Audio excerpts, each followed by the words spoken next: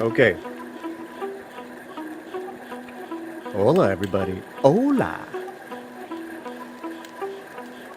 Kind of programming change. We've cut some things out that we can do in the next few days because we have a special guest in about 4.5 minutes. Cameron Pasha is going to join us right from the get-go, talking about ooh, ooh, some things in regards to Bob Iger, Lucasfilm, Kathleen Kennedy, Leslie Headland, Star Wars, The Acolyte. As you guys know, I have stopped watching The Acolyte. I will not watch it anymore. I'm sticking to that. But this is different. So that's going on, everybody. Please, while you're in the chat, say hello to people. Make sure you are subscribed. Smash the like, all that good jazz. And if you want now, start getting your questions in too, Cameron. We are also streaming on Facebook. We have a Facebook account, Latino Slant Facebook. Además, X. We're on Twitter, going on right now. We're live. I see it. So cool. On Facebook. Gotta love that. But we just love that you guys are here. Además, we're also going to do a little breakdown of George Lopez becoming a Latinx piñata for Hollywood, which doesn't surprise me. Am I disappointed? Yeah, I'm disappointed. But what are you going to do? What are you going to do? So yeah, that's a news item. That's a news item. Right? There it is right there. That's a news item. Oh, I just missed that. I was trying to lower it. Also, as well, we're going to get into a little bit of politics. Going to read this incredible thread from Mike Madrid. And later on in the week, I'm going to be on a panel watching the debates with Mike Madrid, with Brandon Lauren Maxwell from the Daily Chela, a kind of reaction in time to the debate. Finally, we're going to review Kate del Castillo's new comedy. That's right. The Queen of the South herself, La Reina del Sur, the beautiful Kate del Castillo, who was in Bad Boys. Cameron, remember her in the last Bad Boys? She was the Mexican mom. She was the lead. She had the kid with Will Smith. Well, she's in a comedy now that just came out. And we're going to review that. I watched that this weekend. And then we will also talk about where I will be this Wednesday. Going to check out the Indian film Kalki. Going to see that with Chris Gore this Wednesday night. Thursday night, like I said, the Daily Chela debate reaction panel, 5:30 p.m. We'll have links, all that good stuff in the video box description in the live chat. If you're watching this on a replay, check out the video box description. So listen, I actually had to cut a whole bunch of things out because my man Cameron is coming on, and that's all that matters. So, you know, we'll get to that other stuff when we get to it, but we wanted to take this time and get to Cameron stuff right now. Let's say hello to some people. Yes, Graf. Yes, Darth. She is. Hola, Miguel. Hello, Surgeon MD. Hello. Excited to hear that scoop. Let's do it. Hey, Courtney. Christopher Peak. Hello, chat and panel. Christopher, make sure you are subscribed to the channel. And if you're not yet, like I am, make sure you are a Patreon member. Cameron Pasha's Patreon.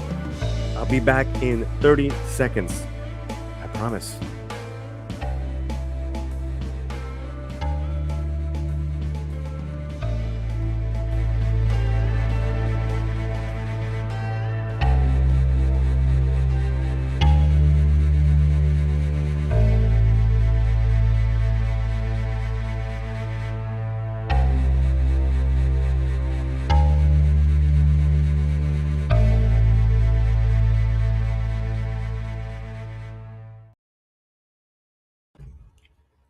Well, it is Monday. It is the 60th episode of the week. That's right. Every week we are here talking about pop culture, talking about Latino culture, talking about entertainment in Hollywood, in and around music, movies, international, all that good stuff. Recently, I did a post, I would say about a week and a half ago, where I posted and I said, I am done with Disney Star Wars, done with watching the Acolyte, done with all the shenanigans, done with even doing reviews on just horrible, horrible television, done with reacting to horrible, horrible television, done with reacting to episode upon episode of stuff that just makes me unhappy. And I'm sticking to that. And I'm staying with that. I'm not going to watch another Acolyte. I'm actually not going to watch Andor season 2. Guys, I am done for now. And that is, I'm going to stick to that. And and yes, right on time, my man. Graph Web for $2. Thank you so much. Let's get those super chats coming in. Let's have a nice fruitful time. Fruitful time. Got to pay the bills. For the love of God, hashtag cancel Disney Plus. I've canceled Disney Plus. It's been over a year, guys. Over a year that I've canceled Disney Plus. I am not at a total cancel Disney because I am gonna go see Deadpool. So listen, we all make our concessions here. We all make our concessions. What's up, Nick at Echo Base Network? What's up? Good to see you, my man. Christopher Peak. I was done with the Acolyte after the first fight scene. All right, my friends. Well, I really appreciate that you all are here. We are on X, we are on Facebook, and we are on YouTube every Monday evening. Now we are starting at an appropriate West Coast time. That's right, prime time, 8 p.m. West Coast style. I got to bring in my dude. I got to bring in the man, my man. And I get to see him all the time because we are working on a secret project. Ah, man, I love this dude. Mr. Cameron Pasha. Senor. Hola. Hola, it's wonderful to be on. Hola to everyone in the chat. It's going to be an exciting episode. Sadly, I'm only on for about 40 minutes or so. Please forgive me for that. The show's going to go on long after I leave, but that's what the time I got. Sadly. Right. Yeah, and not much longer. We're right, you know, because it's been a day. But listen, you have I saw your 2 posts today, your scoops. I just would like to get right into the scoop. I want to make you mid-size big and bring you in, and let's have you talk about that. And let's just get right to the first scoop, and that is this whole thing with Iger versus KK and Leslie Headland. I had heard that there was a meeting.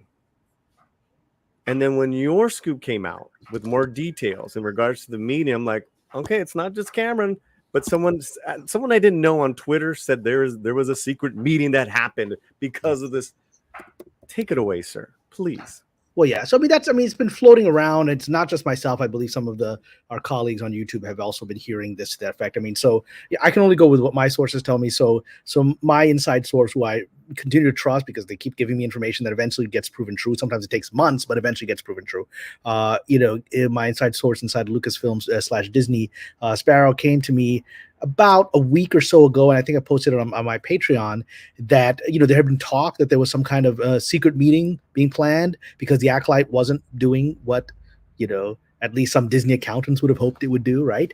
And at that time, Sparrow came through with not just confirming that a meeting was on the books. I believe this was about 10 days ago when they got in touch with me, not just confirming that it was planned to be on the books for, I believe, early this previous week.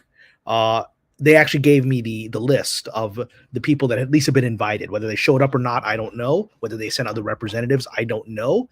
But the shocking news that at least an invitation had been extended to George Lucas himself, and that was reported on my Patreon, right? I know there's other reports of Marsha Lucas being invited. I'm not sure why Marsha Lucas would be invited to this. She's not really involved in Star Wars in any way. Right.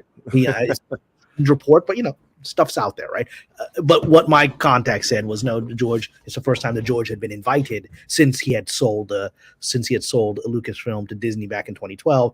He's gone to social events and things like that and other stuff, but to actually be invited to a Disney corporate meeting about Star Wars strategy was unusual, something that has not happened, which supports what I've been reporting for some time now on the Patreon, that there are plans in the works to bring Lucas back, at least in some kind of story consulting fashion, that he's already working on developing a show. Those are on my Patreon. We'll find those scoops. And apparently, our friend Star Wars Theory was able to get some of that information as well from one of his guests. So it's all kind of lining up. It doesn't necessarily fit the narrative of people who believe Star Wars is done forever, and I'm not of that view. I completely respect what you said, Paullie, that I'm not watching The Acolyte. I couldn't care less. I'm not watching this. And I've said for a year I won't watch it if it was released, and it got released, and I've not watched a single episode. I couldn't care less. Doesn't mean I'm. I can't believe it wasn't. I can't believe it was released. I just want to say, and I've talked about so hideous. But you know what? Let's just go on. Let's just keep going. So we'll talk about some of that will come in the conversation as to what's happening now. But yeah, so this meeting apparently was scheduled, and every day people were sending me DMs and messages. Hey, what happened? What? I was like, dude, I can't magically give you information. Unlike there are people out there just make stuff up for clicks. I'm not gonna. I mean, if I don't know, I don't know, and so I didn't know. Right? I didn't know anything. Right? Heard nothing. I know not to bother Sparrow. They come to me when they're ready, and sometimes they're gone for weeks. So I was like, whatever. And then this morning they got in touch with me.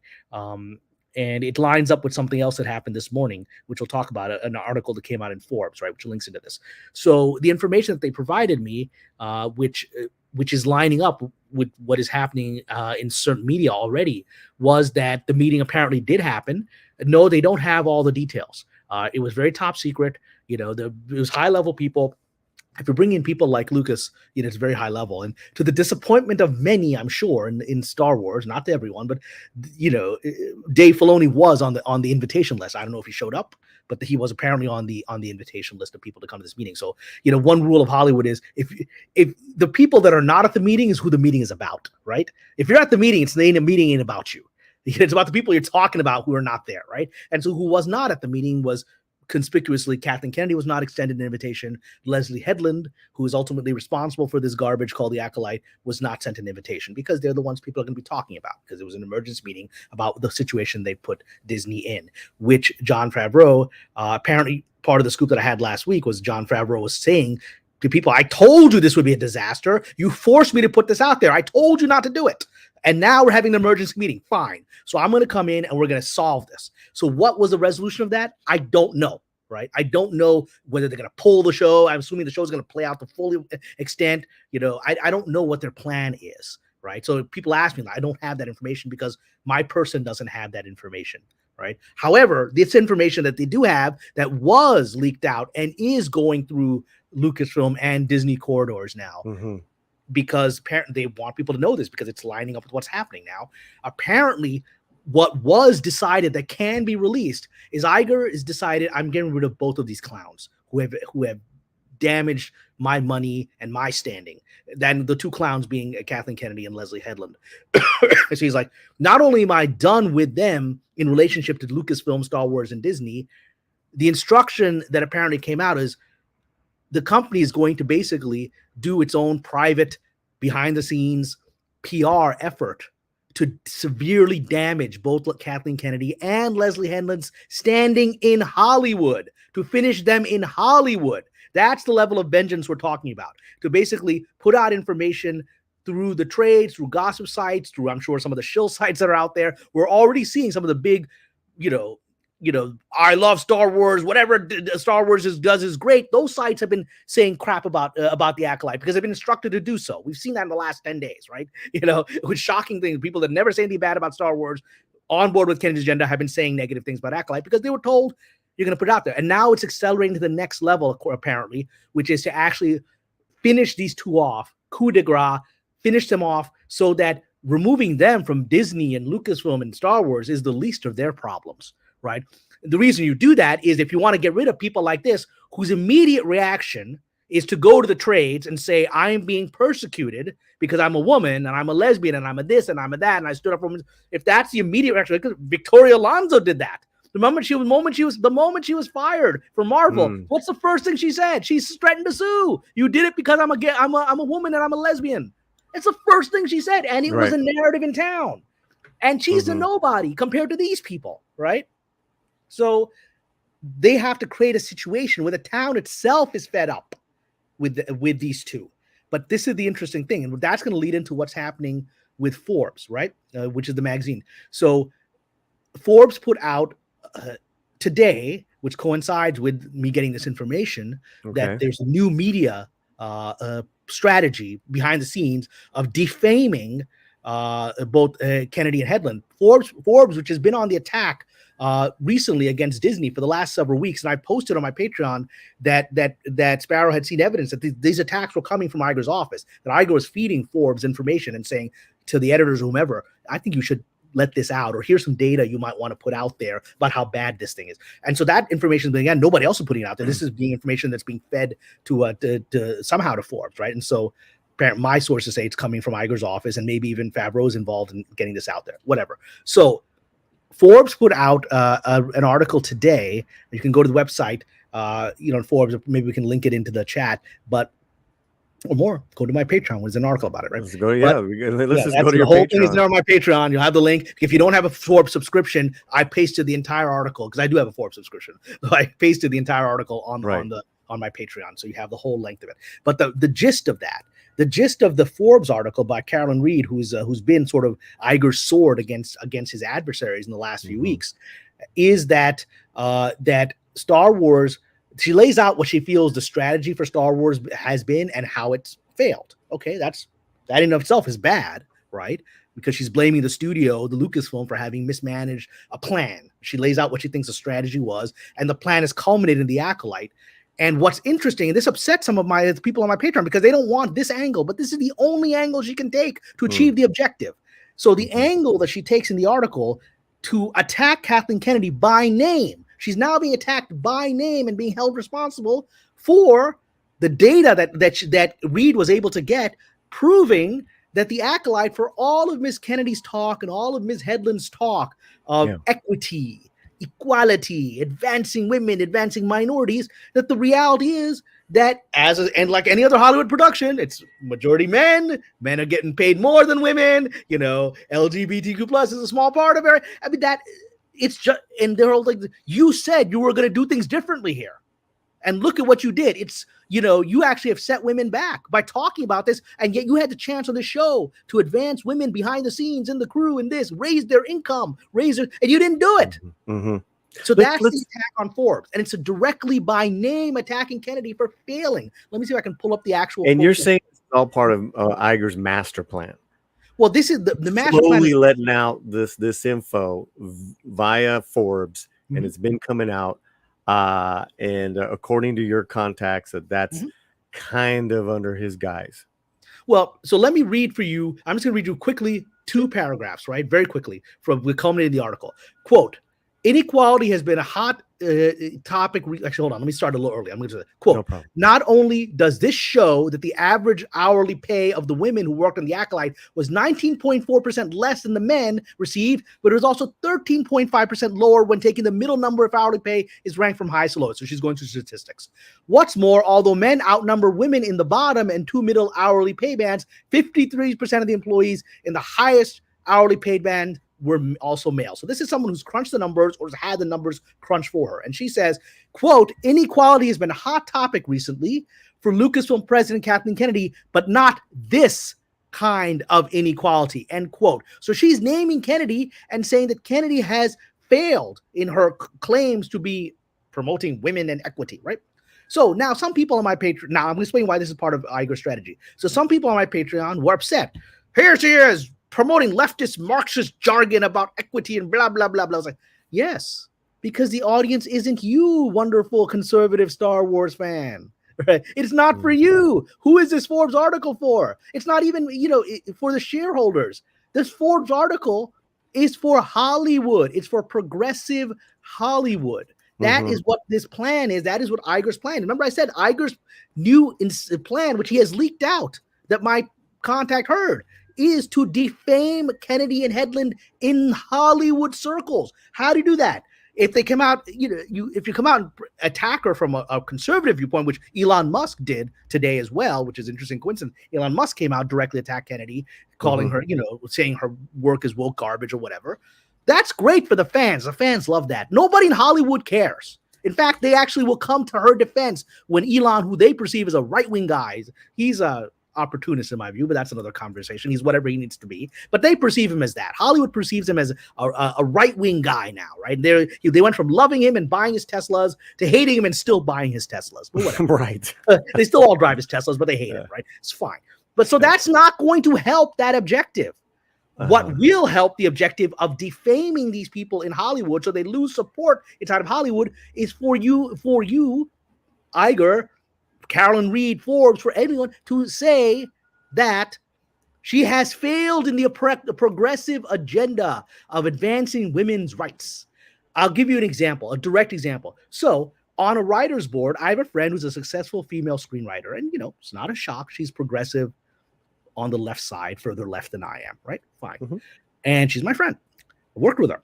And I had written on, some people were grumbling about on the writers board about the Acolyte. Screenwriters were saying, this ain't a good show. What is this garbage, right? Star Wars fans, big screenwriters, like, I don't like, what is this crap, right? And so she came in defending, like, the standard thing, like, well, I think men are attacking women again and women, blah, blah, blah. And I said, I think you should look into a little bit more of what Kathleen Kennedy is doing. Is she really helping women? I mean, what has she actually done to advance women? At all, right? She hasn't really advanced women, behind the scenes. You had on Rogue Squadron, you had Patty Jenkins fired, right? So, I mean, one of the most famous female directors was fired off of her own movie, right? So has she really advancing women? And she didn't like that argument. She got offended by it. But guess what? This article is aimed for her because now she's looking at statistics and going, hey, you're right. Kathleen promised that women would be advanced on this show, but they're not. Hey, am I putting myself out for somebody who's actually just another Hollywood person who talks the talk and doesn't walk the walk? So that's meant for her, right? And it will work. And that's what people, again, the fandom is always on its own crazy tangent, not grasping strategy. I mean, it's a very easily manipulated group of people, right? You don't need master intelligence agents to manipulate these people. We'll just say, listen, we'll just leave it as, they're passionate and sometimes misguided. But that's my view is a little more aggressive than that, but that's it is. But let's continue because I have something to add to the headline on set, Acolyte on set, toxic behavior from these people. But I want to, I think it goes into the second part. So why don't you continue? Well, I mean, that's what I wanted to say. I will add one more thing that's on my Patreon article. You should all who want to join it. You'll actually read the whole article. But one funny conversation that Sparrow overheard in the office. I read that. It's a funny conversation. So I'm going to quote it to you as they presented it to me. Let's read it. So let's read that thing. Where is that? Hold on. Okay, so it's between two disgruntled Lucasfilm employees, number one and number two. So disgruntled employee number one is saying, what does it take? Quote, what does it take to get a Star Wars show greenlit here? I do anything for someone to champion my idea. Like they have an idea for Star Wars show, like they did for Leslie. Like, why won't anyone champion my idea? What do I need to do?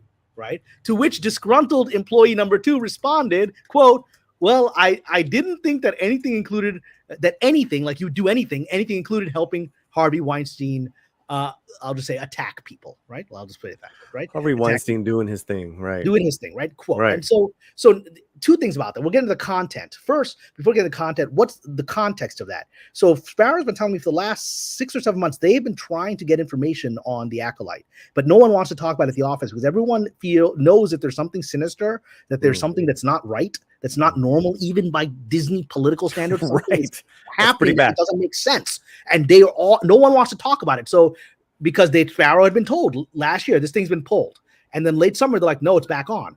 Well, why is it back on? And they're just told, look, there's powerful people involved. Just keep your mouth shut. Don't ask any questions, right? So people attack me. Cameron, you said it was gone. I was like, that's what my person told me. And then my person was told later, no, it's back on. And everyone's scared to talk about why it's back on. Fine. I posted on my Patreon my theories and some of the information as to who might be responsible for why it's back on. But now they're saying what has changed it went from 9 months of nobody willing to say the Acolyte. It was like Voldemort, the show that will not be named. No one would say it in the office, right? Now people are grumbling about it openly in the corridors so that people can hear their conversations. That reflects the fact that the what's happened in the last several weeks is the Lucasfilm employees have figured out this thing's a paper tiger.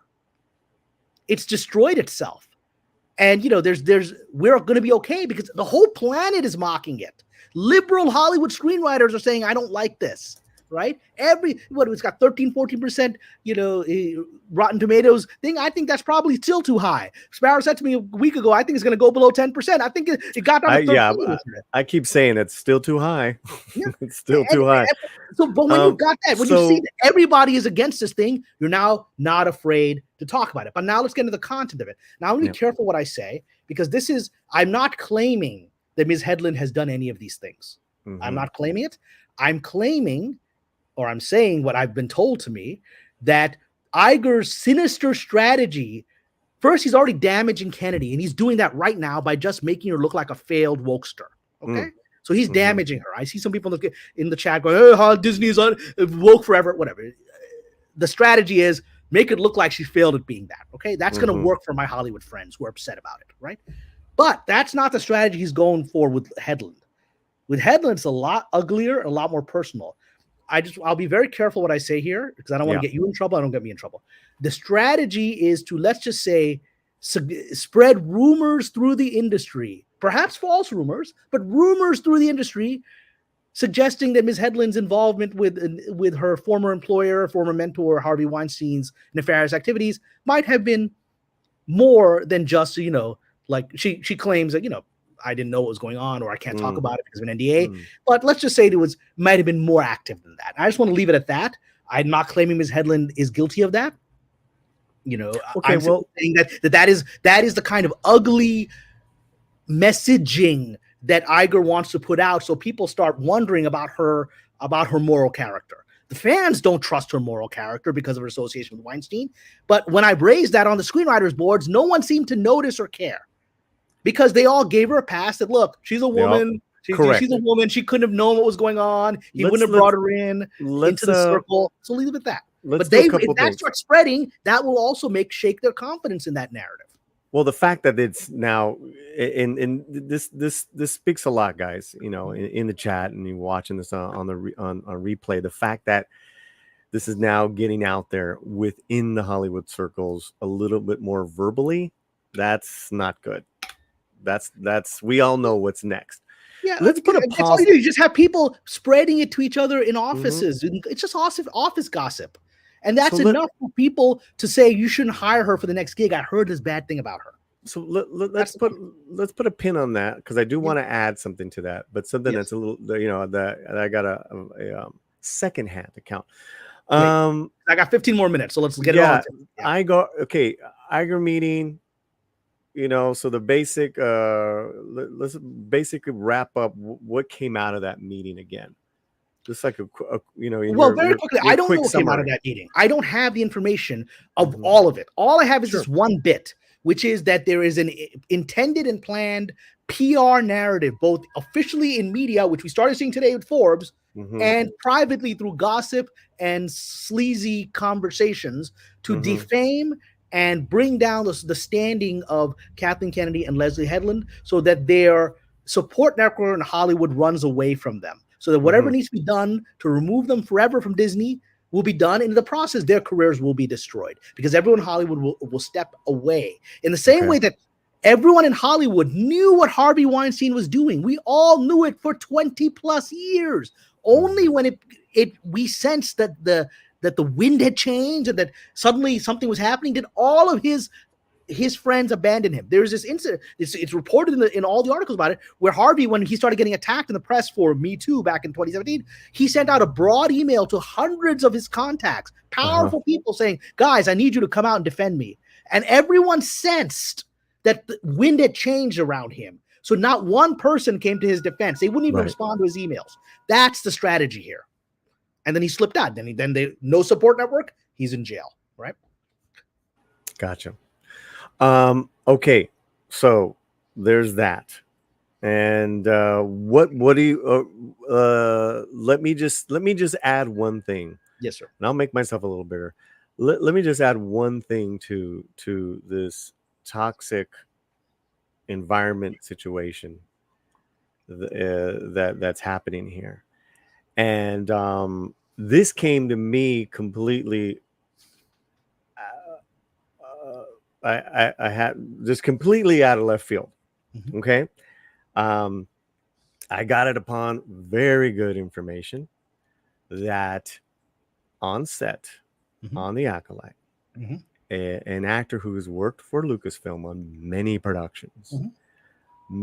productions, and hopefully we will get this person on here.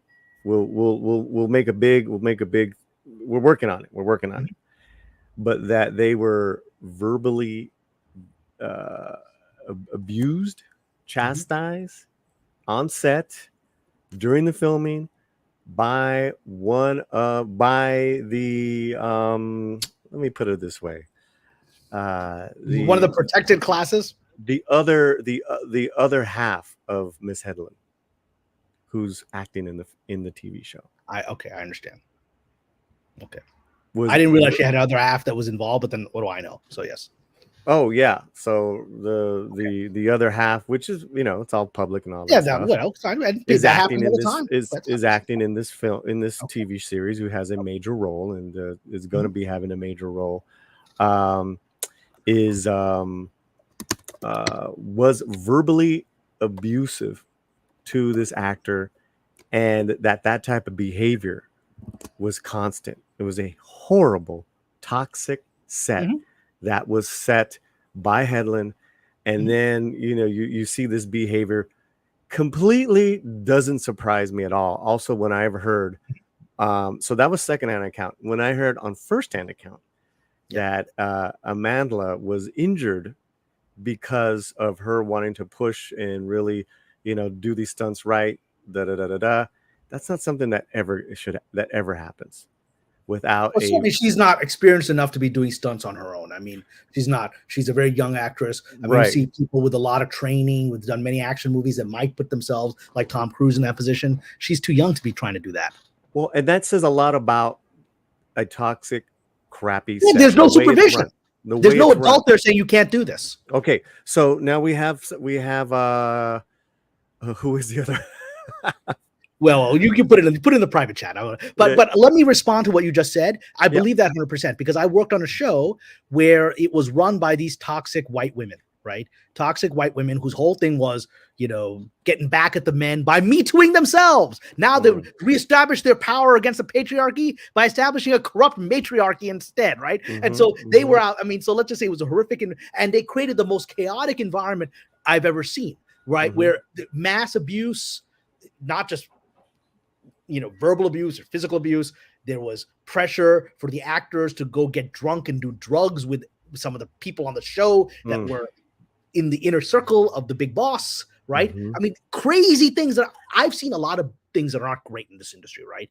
But this was insanity. It was insanity, and it was again the same people that talked the most about toxic masculinity, blah blah blah, and it's exactly like the Headland type of characters. They created this horrific environment where it was like a Roman bacchanal run by mentally ill, drunk women, right? And so that was what I experienced on that show, and it sounds like that's exactly what's happening here with people that are drunk on power, who think the best way to balance the books is to be worse than the men were when they had the power, right? So that I've experienced it. That's believable. Oh yeah, and yeah, I will say that person, female, was yelling, verbally talking down to a male. We will say Well, that yeah, and person was that's a what I male. experienced on my shows. The Right. men were unsafe. Even these sweet, like artsy, artistic, humble actors who read poetry were being beaten down. We're not talking about macho Clint Eastwood types, No. right? No. So those are the guys who were being picked on, right? Because they were easy targets, right? So yeah. So all this doesn't surprise me, guys. Okay, so we have a question from Fletcher, then a super chat for Cameron, then Cameron will get out of here. Does that sound all right, Cameron? Sounds great to me. I got about 9 minutes. Okay, Fletcher, shoot. Yeah, so Ms. Pasha, you're an awesome writer, a great thinker. How would you, like in a few seconds, how would you course correct? What would boom, it's yours. Star Wars is yours. You have all heading. What would you do? How would you do it? Go. All right. Well, look, if I wasn't invited to this secret meeting, if I'd been there, I would have presented my opinion. My opinion is because I do believe Star Wars can and will be saved. It's inevitable. It's an archetypal idea. It's not going to go away anywhere. You could screw up the Iliad and the Odyssey, and some point people go back to Agamemnon. They're going to make it right at some point, right? So you're going to make this right. So I mean, the first thing is whatever needs to be done with the Acolyte, because again, I've been told that forces greater than Bob Iger, not involved in Disney, were involved in this show. Forces that he is fearful of, that wanted this show out for social, political, and other agendas that are probably not all that legal. And so it's the show may need to be broadcast because you're answering to those people, and so there's no way to stop it.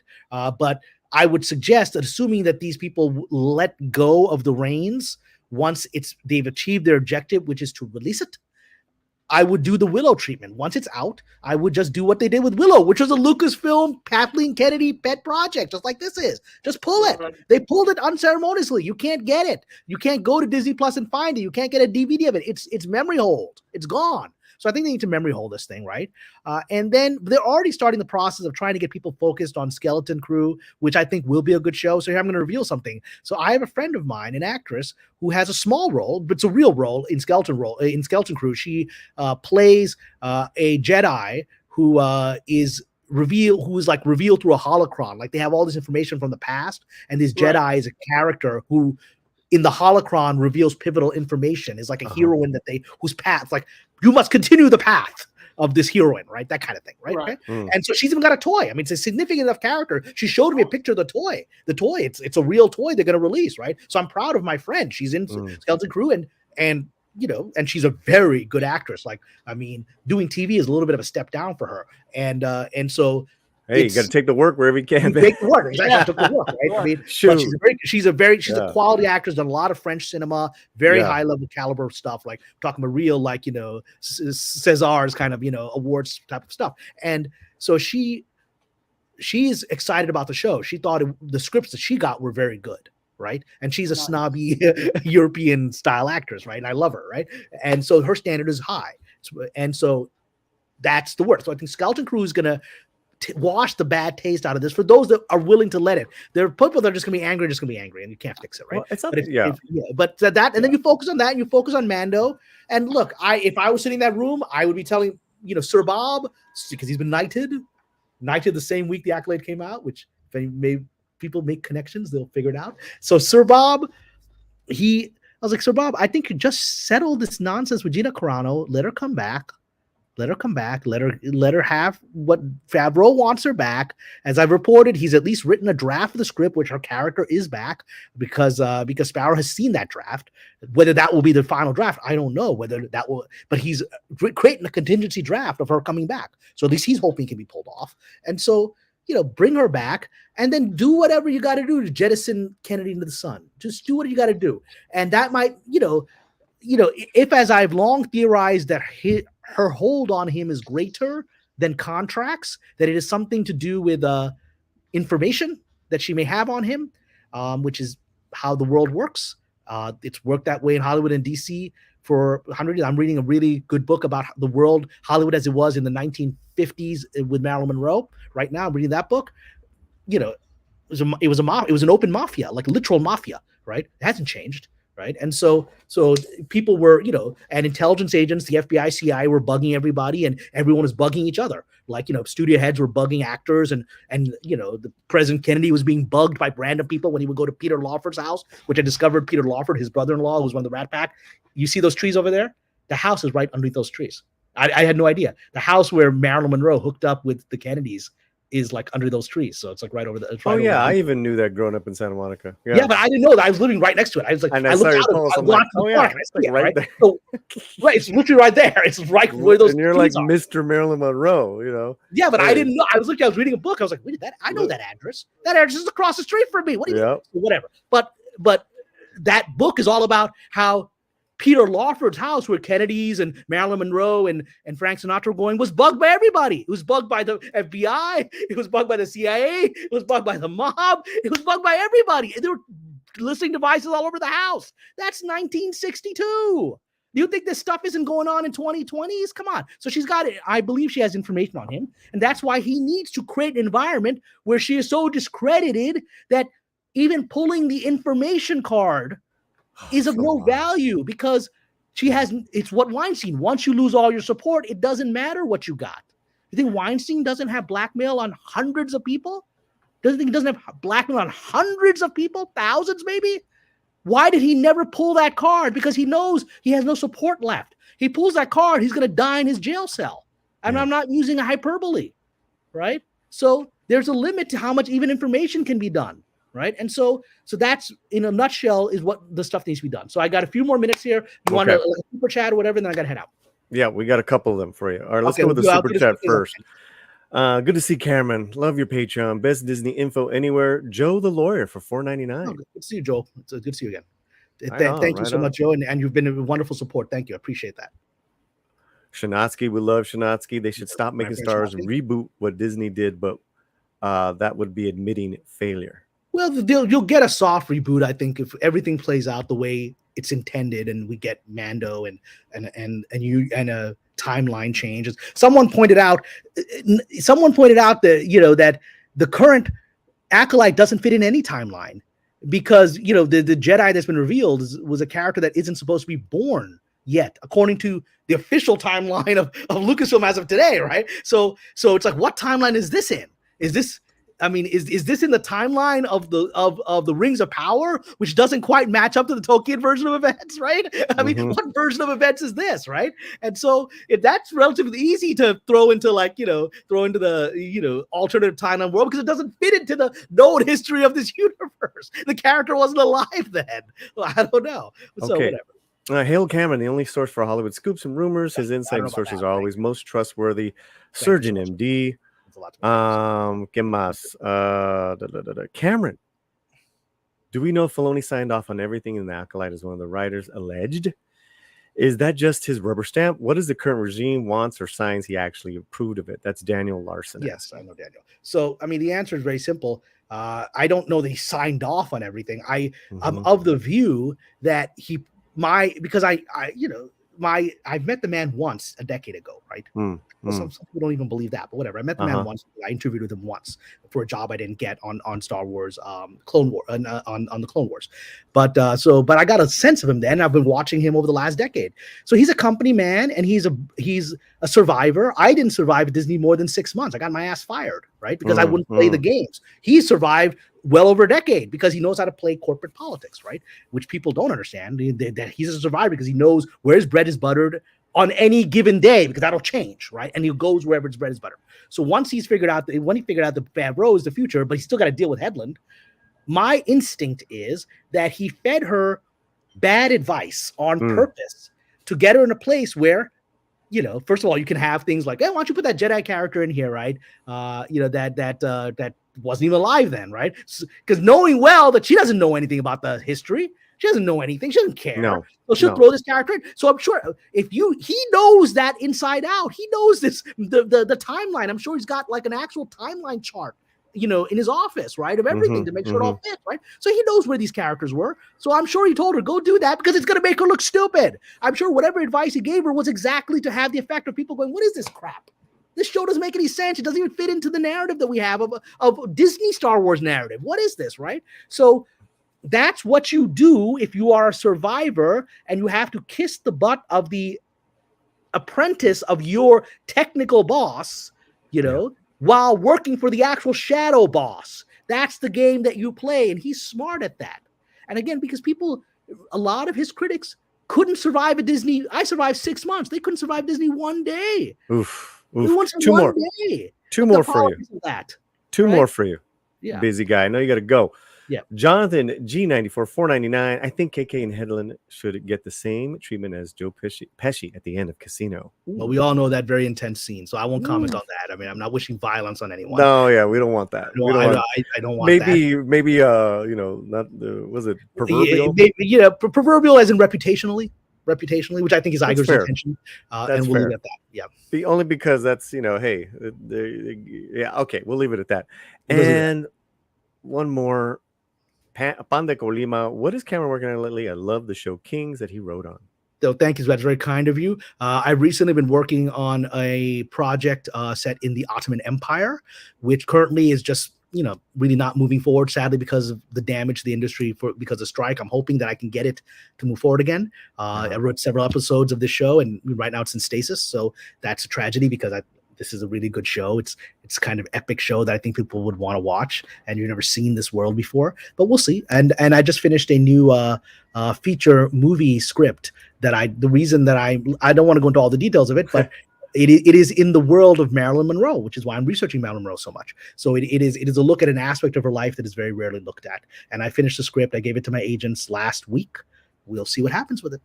I hope I have good news to share. If I don't, I'll write another script. That's what you do in Hollywood. Keep trying. And there's another something going on that you brilliantly wrote. You can talk about that. What do you feel comfortable talking about? So yeah, this is just so you guys know. Mr. Cameron wrote a brilliant script that has a Latina lead, action, and there's a lot. There's just a lot of great stuff. I've read it several times. Anyways, we're trying to work together on it. We're taking these first steps. Yes. We're taking first steps, guys. Yeah, because and Paulie's got the access to the people in that world that I need to make this movie, and I got the script, so maybe we can work. What I can say is a kick-ass ride. This story. Okay, one last one for you, my friend. Last one. I gotta. I'm watching the clock here. Yeah. They will reboot the franchise rather than course correct. World between worlds, time travel, multiverses admitting their errors. Sure, I think most people would be happy with that version. I don't know what they're gonna do. That would be plausible. I mean, that could be one version of how they play out. If Iger finally achieves what he needs, which is to defame Hedlund enough so that she's Weinsteined in that she cannot use her file, she cannot use her intel file on him, that it doesn't matter what she's got on him because nobody wants to hear from her anymore, which is what happened to Weinstein, then all things are possible at that point.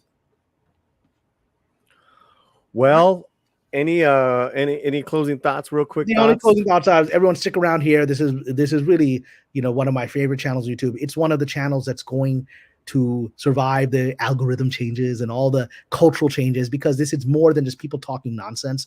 What Paullie has created here is a real community that's aiming for the future. It's, the future of Hollywood is the Latino community and people that care about the people in that community. Like I'm not Latino, but I just wrote a script with a Latino lead. I care about its culture. And I'm happy that this is a culture that's going to dominate Hollywood.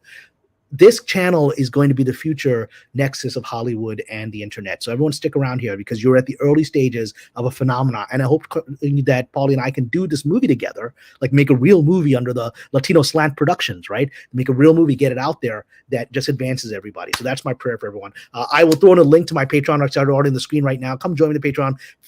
I can't say everything that's on that Patreon today for legal reasons, for professional reasons. But if you can come onto the Patreon, you can read in the private Patreon subscription, you can read some of the stuff that I could not say publicly today on the video, at least of what I've heard that I cannot attest to it.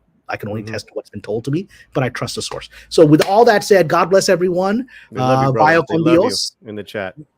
Love everyone here. And again, this channel is the future. So everyone stick around here, hit the like, and thank you everyone. God bless. Have a good night, brother. Have a good night. Wow, there he goes. There he goes. Thoughts, guys. Thoughts, Fletcher. Talk to me. Yeah, I mean, it'll be really cool if we could get some headway in the fandom with catching a break. Hopefully that the ship could steer away. Hopefully, there's still a lot of fans who want to see good Star Wars out there, and a lot that are hanging in with it, just trying to get like the best out of it. A lot of people checked out, but there's still some people, so Bosco's in the thing. I know he's been really trying to, he's very positive. Scuttlebutt, comics and cosmetics. No, they're out there, man. They're out there. Yeah. For me and my boy Darth Plato, this is what we're gonna do, guys. We might have another great Star Wars guest on in the next 5-10 minutes. We're trying to work that out right now. So we might bring this back around because I want some more opinions and all that stuff and what's going on. So that being said, My boy Darth Plato says, to anyone that says I'm done with Star Wars after the Acolyte, what? You weren't done before now? I meant for myself as a channel, I'm done covering. Much to the dismay much to the dismay of me. Of Fletcher. Because listen, we don't get these type of numbers when we're just talking about, you know, Mexican stuff. Yeah.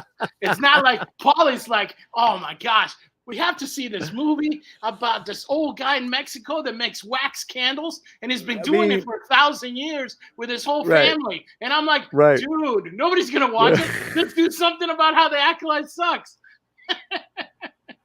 Wait a minute. I hung out with everybody. Okay. I hang out with everyone. That is why. And that's why, you know, I want you guys to think of as a slant as everyone's home, and where people with really different backgrounds, different disagreements, which happen all the time, can come here and have some good conversation, Surgeon MD. But I hang with everybody, and I go where I'm invited. Shoot. Okay, instant defense for $5. Muchísimas gracias. Wait, what is that? I don't want to say something like the hawk thing. Is like, I don't want to. When I saw that, dude, I was like, what? So what is this here, Fletcher? I don't know. I have no idea. Loyal to my hate. What is going on here? Instant defense. Explain yourself. Yeah. Explain yourself. You know, but we're gonna take a quick little video break, and then we'll be right back. Got something for you. Merry Christmas. Wanna rock?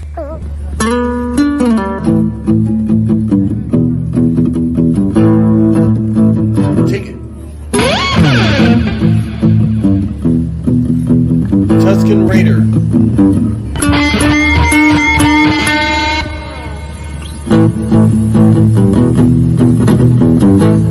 High note. Make it stinky. Stinky, you gotta make the stinky face. Or it doesn't sound right. Stinkier. Like it reeks.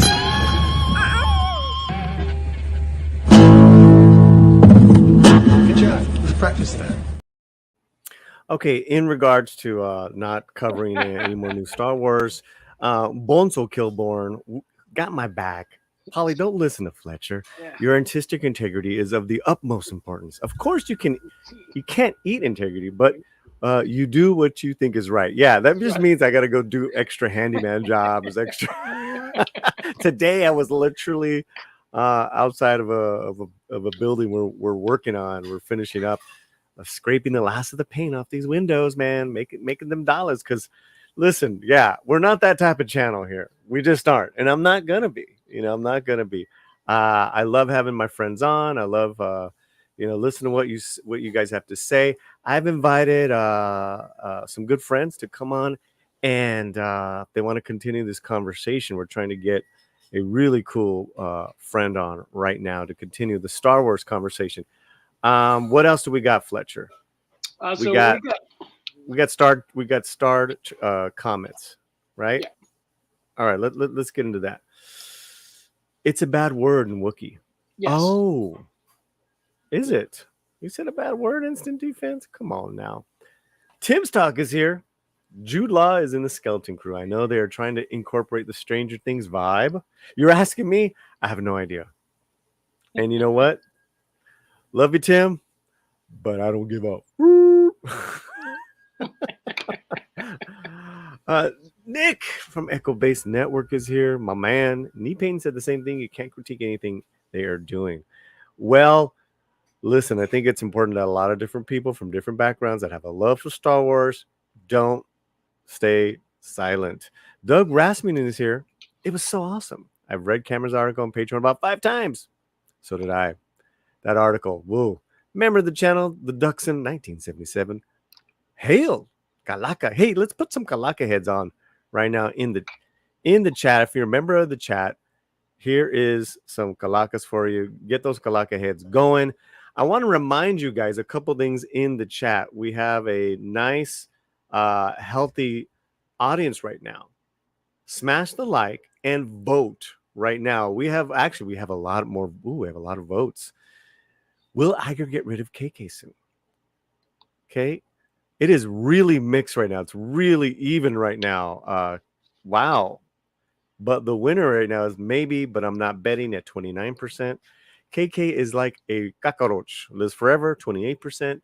No, she knows all, 27%. Yes, it's overdue like poo, 17%. Did you just rhyme? Fletcher, did you rhyme? Trying to rhyme, yeah. Trying to rhyme. Trying to get my Star Wars on so I can be like, you know? I'm gonna do my video out. Okay, so we got a note from our friend who might come on, and it is Coach of Echo Base Network. He might be available in about 30 minutes. I would love to have Coach of Echo Base Network come on. That will give me some time to get through these other articles. So we'll see what's up. If we're still going, we'll have him on. We would love to have that. Mike loves cats. I went and watched the bike riders today. Top-notch movie. Yeah. Austin Butler, Tom Hardy, Michael Shannon. Caught the period effect. Mike Feist is in that as well. I'm a fan of all these actors, by the way. So I will try to get out there. Yeah, I really loved it. Sci-fi for me TV. I weeded my carrots yesterday. So much more satisfying than talking about Star Wars. Yes. I think that's been the best part of my breakup this past week and a half. And I'm so happy. Sci-Fax is here. What's up? What up, brother? Dan Kane, another member of the channel. Hola. Okay, I think we're good. All right, let's clear the can you clear those for me? Okay. And we still have over 110 people watching us on X, Facebook, and especially YouTube. Muchísimas gracias. Everybody. Oh, yes, absolutely. Rest in peace, Cobber in time. My man, Mike Alonso. I know Heaven has got a really fun guy up there, man. We miss you, Mike. Much love. In my my newsletter, we did a nice little in memoriam to him. And he was the Latino Slant's first member, first moderator.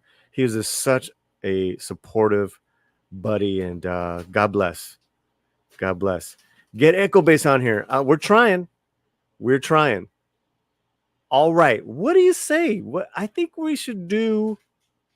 I think we should get into the George Lopez, guys. Right. It's on the thumbnail, this big piñata, this Latinx piñata. I think we should bring up the video. What say you, Mr. Fletcher? Let's do it. Anytime we can beat up never mind. Yes, let's do it. Okay, so this show is called Lopez versus Lopez. And it just got renewed for a third season. I'm not a fan of the show. There are some funny moments. I think as far as comedy, it misses more than it hits. That's just my opinion. But they are currently doing the rounds, all the TV shows, even like Star Wars, even Lucasfilm. Everyone's pushing for the Emmys to get nominations. So what happens is that actors and directors go to, panels, they go to receptions, they go and, just really just, lack of a better word, just blow hot air up each other's butts and, give each other, great pats and, and this is what we get. This is what we get, guys. I'm going to show you the scene, and they're saying for your consideration.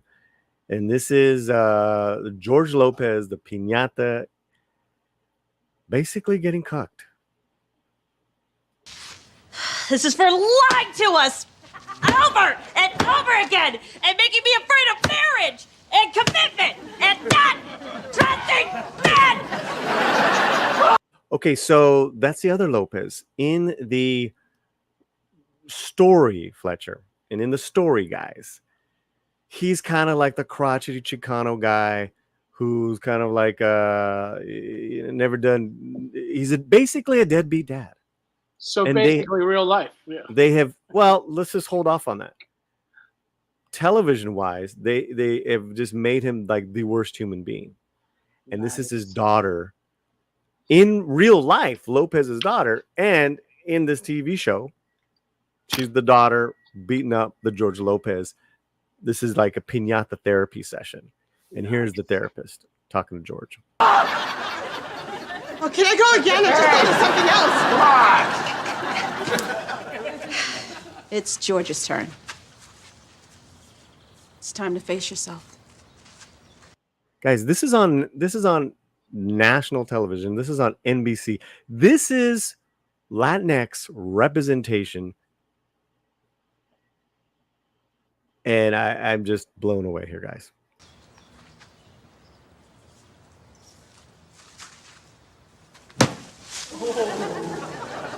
Won't break open. Try harder. Break, stupid piñata. Harder! It won't break open. You won't stay sober. You hurt the people you love. You're driving them out of your life. Why can't you do better?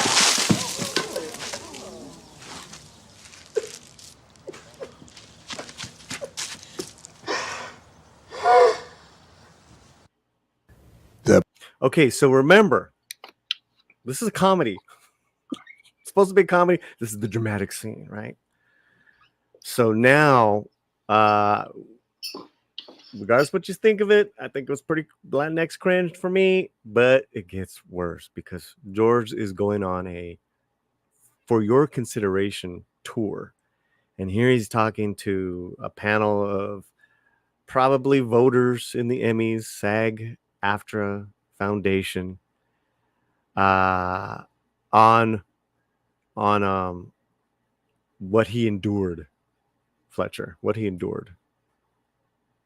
Piñata wasn't breaking like it was supposed to break at the fourth one, and that was not an actor piñata.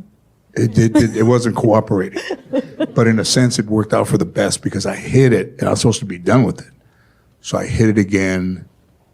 And then slightly in my head, I said, well, I can't stop hitting it. Got to keep hitting it. And then I hit it again, and I said something else. But then I knew what I had to end on. Why can't you be better? Oh, can I go again or just... Fletcher, why can't you be better? I knew what I had to end on. Why can't you do better?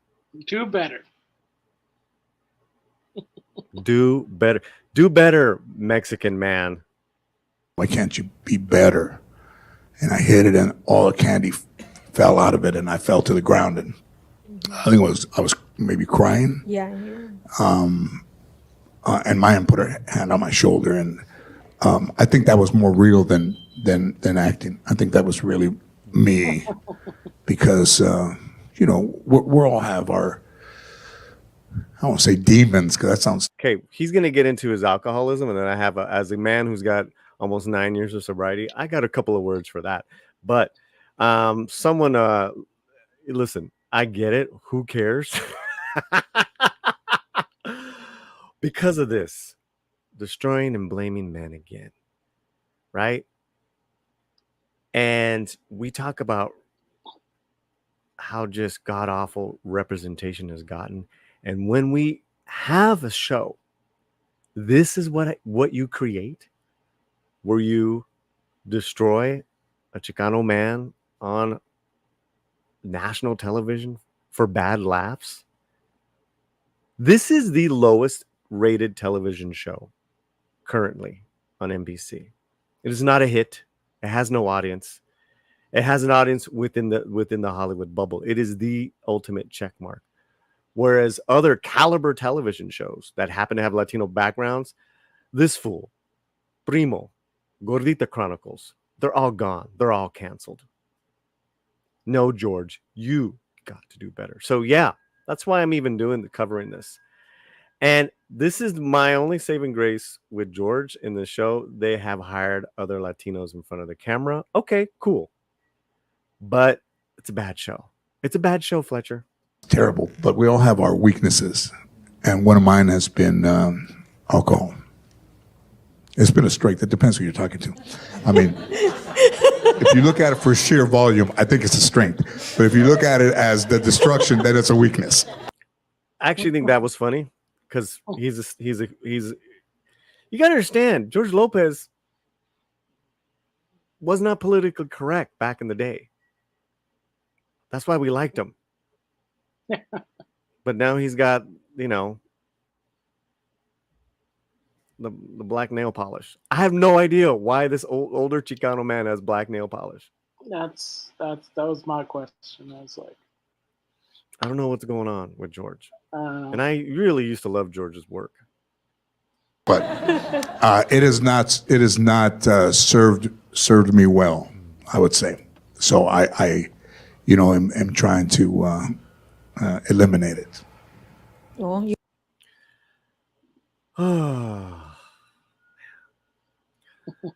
So listen, there's a thing here, right?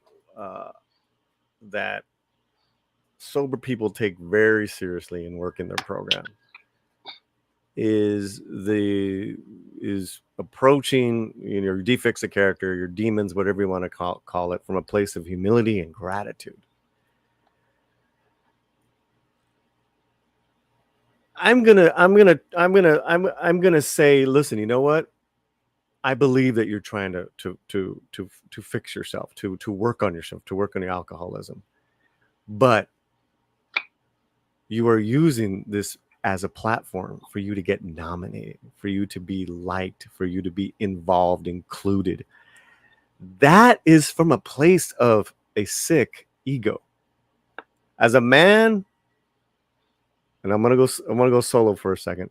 As a man who had a very sick ego, who has to work every day on my own stuff, so I can have peace of mind and a one day at a time sober life, it takes a lot of work.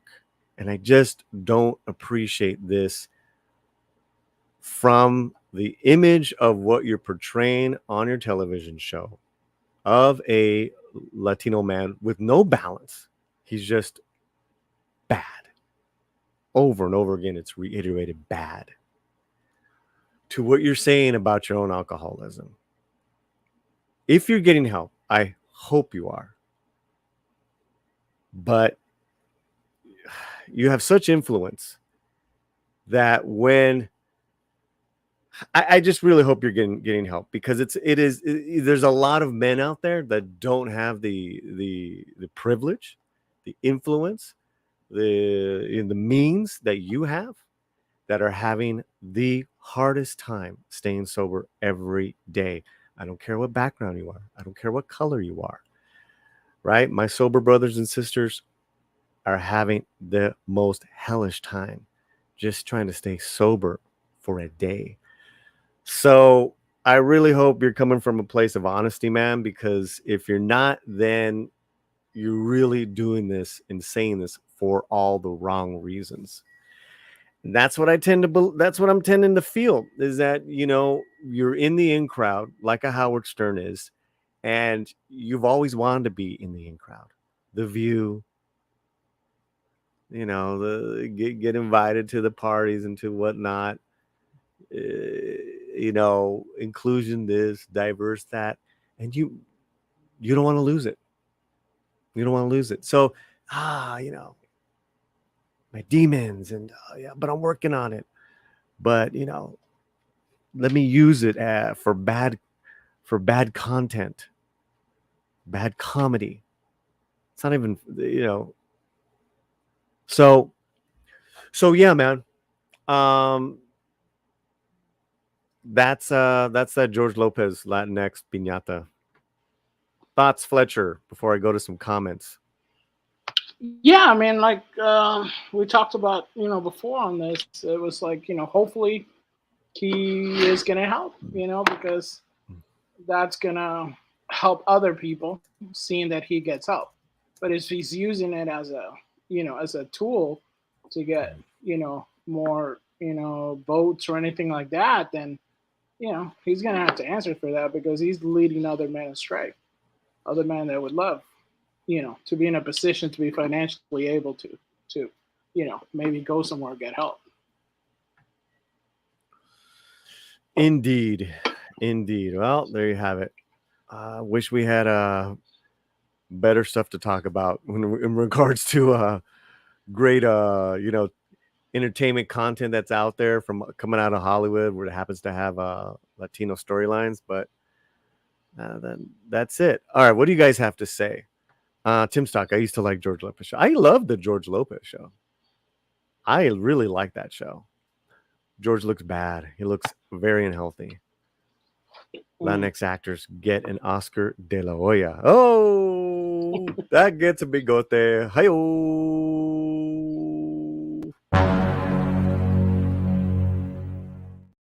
First one on the night. Came kind of late, but that's all right. Big dreams. He's got to pay the bills just like the rest of us. Hey, man. Yeah. Just like the rest of us. I think it's just I think I have no argument with that, Big Dreams. It is how much of your soul are you willing to sacrifice? Because when you're talking about alcoholism, you're talking about a sickness of the soul, an emotional one, physical one, spiritual one. So it kind of supersedes paying the bills. You kind of can't pay the bills if you're kind of spiritually sick. That's just me, Big Dreams. That's just me. Hollywood didn't do George any favors except making him a laughing stock. Yeah, I'm not gonna beat it again, but like a piñata. Was he there? Yeah, he was kind of furry there. It's kind of furry. Justin Channels is here. People out there who would kill for a $50K bed in a facility. Ooh. Why is he looking like Mark Twain? Yeah, looking very Mark Twain. Cool. All right. Okay, so there's a couple things, guys, in the chat. We still have this this thing going. You want to read the current situation there with the poll? Let's see. Got a fresh mind because it takes it away for some reason. Let's see. What do we have on the poll? And yeah. Oh, can you see it? I can't see. I got it. So we got 103 votes. Will I go get rid of KK soon? So we have 26% no. Well, actually, the biggest one now, 4%. KK is like a roach, lives forever. Oof. Second was number 3, maybe, but not betting. And then we have 26% no, she knows all, and 17% yes, it's overdue like poop. 103 votes. You can still vote now. Keep on voting, guys. I want to ask. I'm wondering if you guys like this new later time. Really quickly, do you guys like this new later time? Really quickly, just yes or no. Are you down with the later time? Real quick. Very simple. Because definitely it's good for us on the West Coast. Any jobs I'll have during the day, I'm usually done by 5, 6. Get time to shower and chill for a minute. Then 8 o'clock. I know Fletcher's not happy. But yeah, I know anyone past Texas because it starts getting real late. But let me know right now, really quickly in the chat. Everybody says yes. People saying yes? Yeah, everybody. Yeah. Except Old Assassin who said, ooh. My man Soul Assassin. Bonso. People liking it. Yeah. Okay. I'm Slantino anytime, any place. My man. That's a bigote right there. No, you know what? That's a Mexican midget.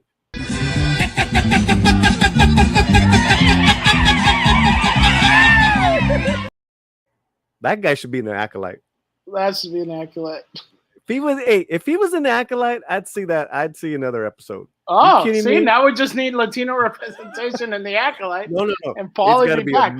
a Mexican midget with a cowboy hat has got to come on the acolyte. Then I'll think about watching. That's literally acolyte material. Then I'll think about it. Yes, from Illinois, Dan. Well, I'm from Illinois, so I overwrite your yes. Today is good. It's Sunday, right? No, today is not Sunday. Today's Sunday, right? Yeah, sure. It's Sunday. Yeah. Sure. We'll say yes. But yeah, if a Mexican midget with a cowboy hat is like advertised, I'll see it. Honestly, I think we have a better chance of seeing that Mexican midget on an episode of House of Dragon. That'd be probably riding a big old dragon. I loved that episode. I'm having a good time with that episode. Paullie wants to see Juan Kenobi. One of my best friends is a Mexican midget. Love her. Nice. A man of culture, Mike. Look at who doesn't love midgets? It's the Sith Master, the midget one. His name is Isidro. Bro, Arturito. Hey, what's up, nerd amigos? Let me tell you, if a Mexican midget was on the acolyte, it would get chingo ratings. Saying it right now. Saying it right now. And you get Paulie's coverage again. And I'll actually start watching it. Yes. See? Yes. See? Okay, so listen. If you're on the way out, Headland, KK, on your way out, if you want me to start watching again, pues los enanitos de Guanajuato. Get them in there. Disney doesn't love midgets. They keep replacing them. Exactly. I told you it's not going to happen, Fletcher. You never know. They're it's doing not research. Gonna happen. Research. A little midget out there fixing a Star Cruiser. Yeah, I can see that. No. Yeah, the Starship comes by, goes, catching. No. Yep, you can see it. It happened. They had Diego Luna speaking like, it's like, porque, they can do it. ¿Por qué qué? Yeah, they're going to have it. ¿Por qué no? And their season 2, if they have Mexican midgets, Paulie's there. Okay, so we let's see what's going on with our. I think we have maybe a few more minutes. So listen, hopefully you can come on, Coach from Echo Base. That would be lovely. Make sure you guys are subscribed to the channel, that you have liked the stream, because it helps out with the replay helps us out. Let's go to our other news item as we're waiting. Did you know that Latino macho men are the reason why Democrats are potentially losing the election? Yep, that's what's happening. According to political analyst Mike Madrid. Let's make this a little bigger. Big. I like this guy. I'm going to be on a panel with him this Thursday. But when he busted this out the other day, I was like, right on, dude. Right on. This is from Mike Madrid. His book just came out, The Latino Century, author, coming out, just out right now. Latino GOP political consultant. Can we talk about machismo? There's something disturbing developing as Latino voters shift to the right. Fletcher, are they shifting to the right? Is that true? Come on, that can't be true. Well, I don't know. Come on. I've always been on the right, but I do see a few people now getting a little bit righty. So. Okay. Progressives on my TL have begun attacking Latinos as too ignorant. What? Those ignorant Latinos, can't they just do what we say? What? To understand what's that? We got to get IDs and learn how to use computers. Oh my God, you did not. Latinos too ignorant to understand what they're voting for, or culturally regressive, i.e., religious, misogynistic, or racist. Sounds like Star Wars fans. Yep. Darn Star Wars fans. Strike again. Woo! Woo! He goes on to say, this is an epic, what do you call it? A thread, right? Yep. Okay. All right, here we go. The Democratic See? Party is becoming less diverse. It's getting wider, wealthier, more college educated, and progressive in its views. As it becomes more monolithic, it becomes more critical of those who don't agree with the tribe, especially when it's people of color. Oh, Dun, dun, what is dun. going on here? What is going on here? Ah, It's darn people of color again. darn stupid ass Mexicans. Would have gotten away with it too if he wasn't for those pesky short Mexicans that are trying to get into the acolyte. Darn midgets. Oh my goodness. Wow. But no one's saying this, but Mike Madrid is saying it. And they're not saying this enough. Thank God. People like Mike Madrid, Brian from the Daily Chela actually say, you know, these guys get a lot of shit just for saying this. They get a lot of slack. Sorry, Fletcher. Get a lot of slack. Let's go on. Mike Madrid continues to say, I dealt with the same thing for 30 years in the GOP. Curiously, progressives are only pointing out that Latino culture is macho as Latinos shift rightward. I never heard this voice for the past 30 years when Latinos were voting for Democrats at rates of 70+%. So he's saying in his political vast experience that this was never a problem. Right. Machismo, you know, whatever they're calling it now, as long as they were voting for the Democrats. That's right. As long as we were in line, you know. Never a problem. Nope. Never a problem. Pero ahora, you better straighten up like George Lopez. That's right, you darn taco eaters. No piñatas for you. No piñatas. So if progressives are just now levying the attack of misogyny on Latinos now, is machismo something that skips a generation or two? Or is this accusation really about minorities not behaving the way whites expect them to behave? Let's explore that. I love this. I absolutely love this. Most of the machismo criticism I hear is anecdotal. Never considered. Thank you. Example, in quote, my brother-in-law, my neighbors, etc. I never hear anything that's evidence-based. Granted, quantifying cultural attributes is difficult. Culture by its nature is subjective. However, okay, I gotta tell you, man, Mike is on point.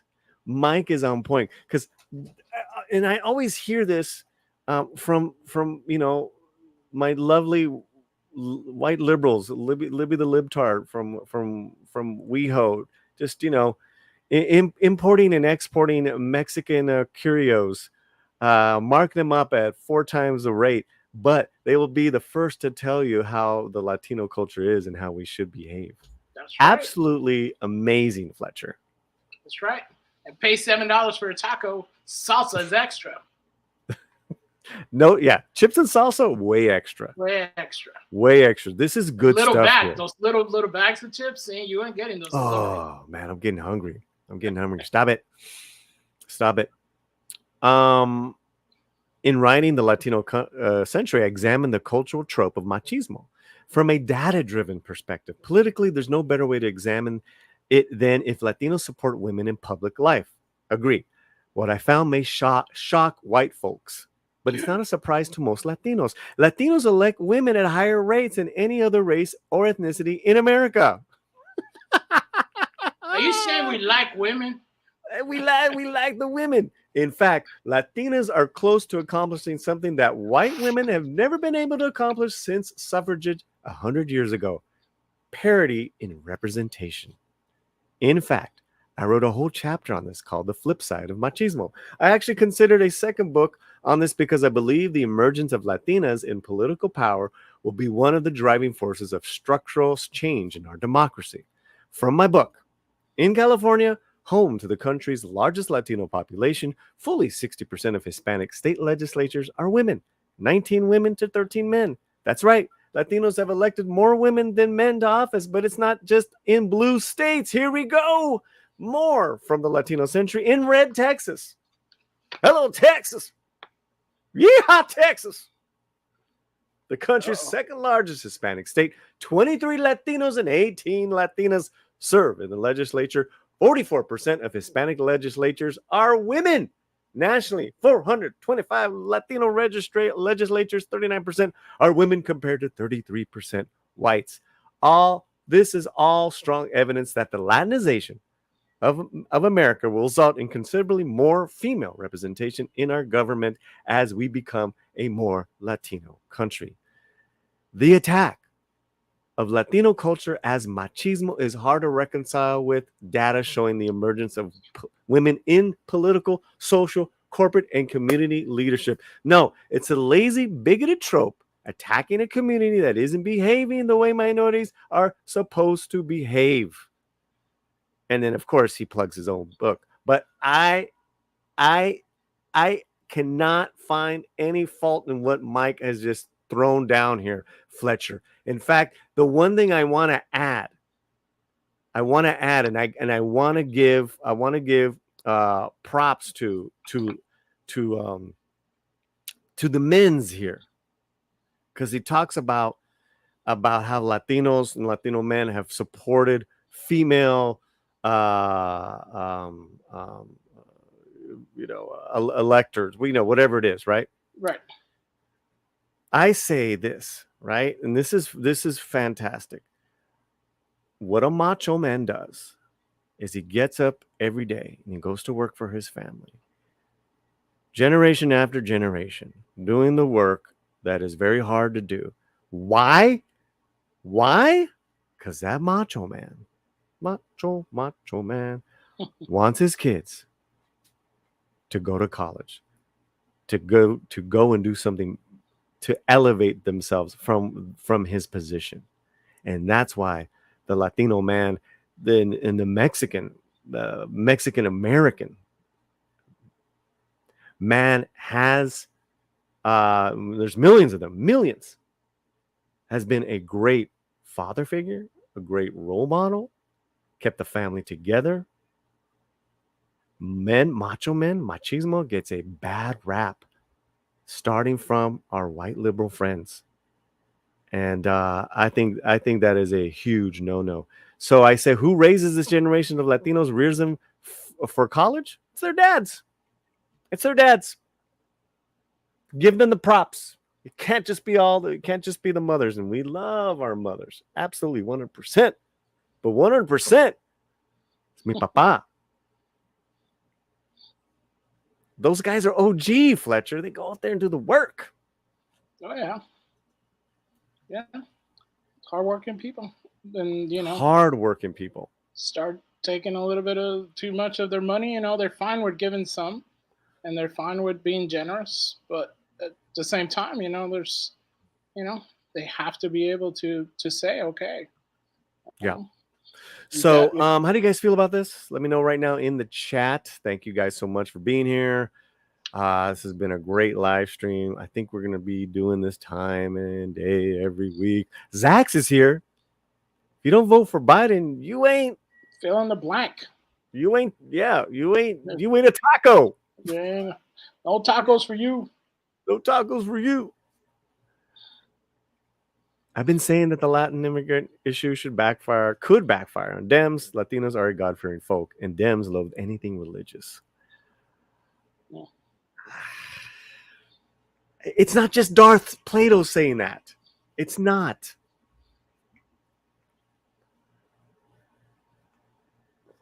And don't get it twisted. It's not like, there's so many great positive things that God-fearing families do for our communities. I used to think differently. I did. But proof is in what they do. Anyways, progressives attacking Latinos for the politics. Oh, ho, ho, ho. Good luck with that fight there. Yeah. If one is correct, being factually wrong doesn't matter. Thomas Sowell. Well, and there you have it, man. I mean, listen, Mike put it up with his data. The data shows. How can we be a macho people? Misogynistic, because I think macho gets a bad word. Misogynistic if we vote for Latino women and women all it's in the proof right there. It's in the proof. Alex Zero G, great points. What's up, Alex Zero G? What up, G? No, you didn't miss a stream. We got this going. You missed Cameron, so you can go back and check out Cameron. Yeah. LOL left will lose their minds if you think for yourself. Well, they've lost me. That's for sure. Okay, well that's let me see where let me get an ETA. 112 votes.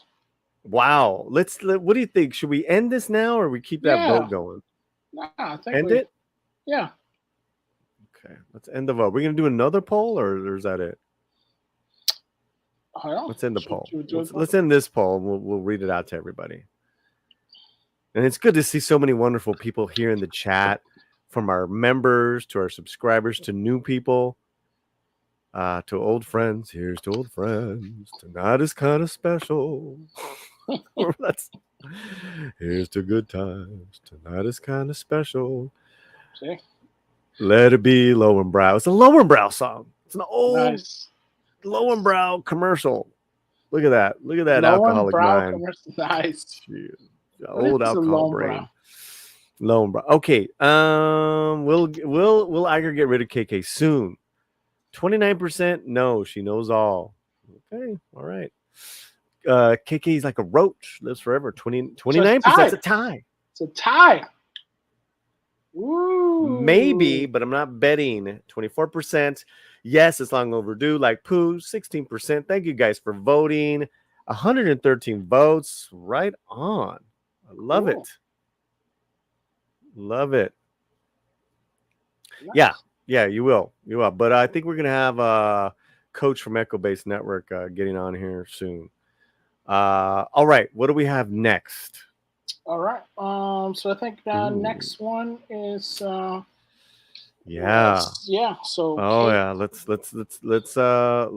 let's get to this, guys. Who is Kate del Castillo, Fletcher? Kate del Castillo is a Mexican actress. She was well known in soap operas and then moved on to dramas and film.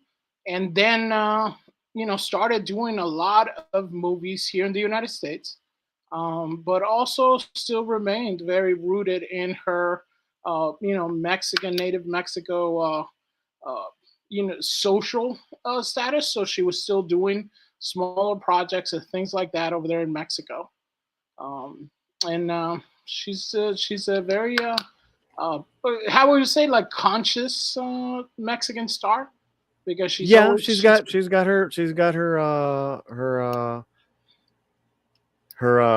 what do you call it? Her issues that she fights for.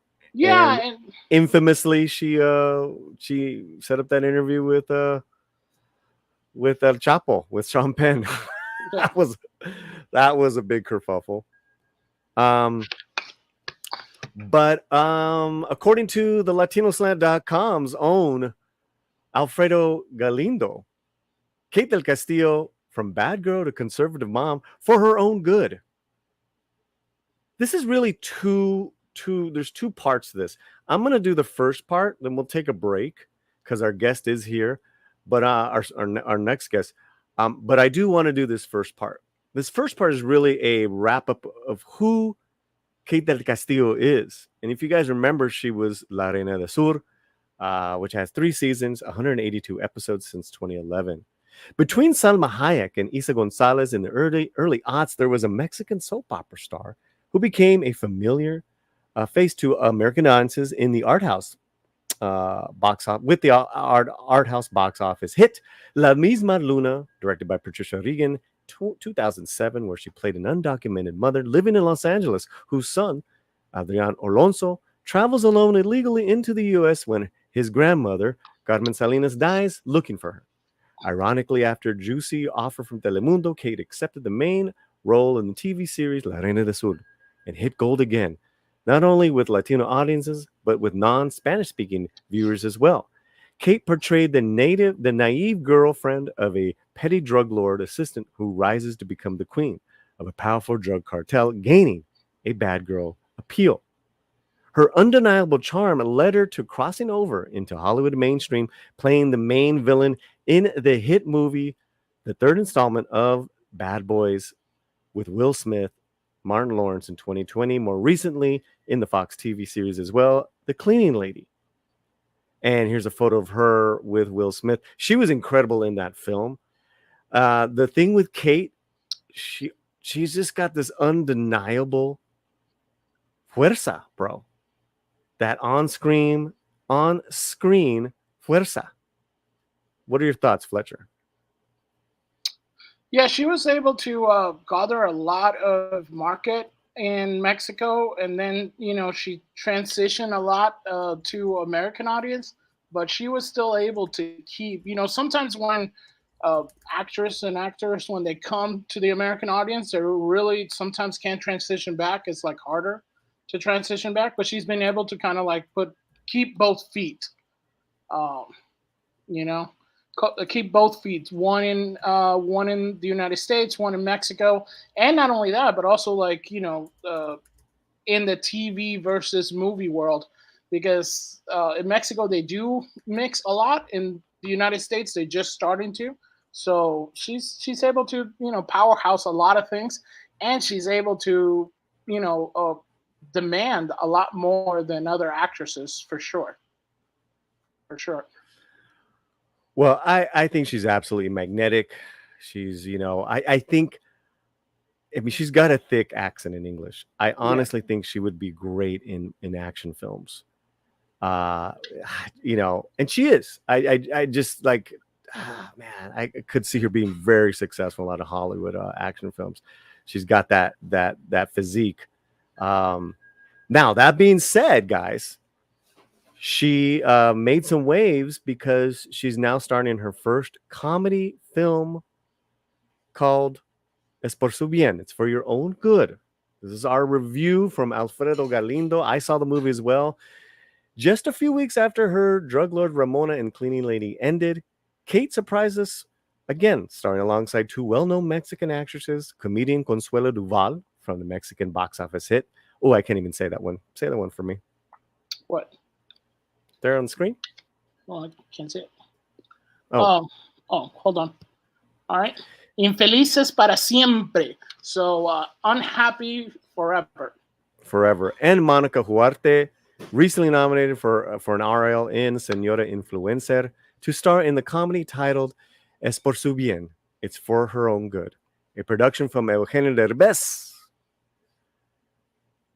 And here are the three leads in that film. It's currently on VIX. VIX is the Univision? Yeah, it's a Univision streaming streamer. Yeah, right. And I have it now. And I've been watching. I watched this one the other night. This follows three sister-in-laws who disapprove of their daughters-in-law and unite to get rid of them all for the sake of their sons.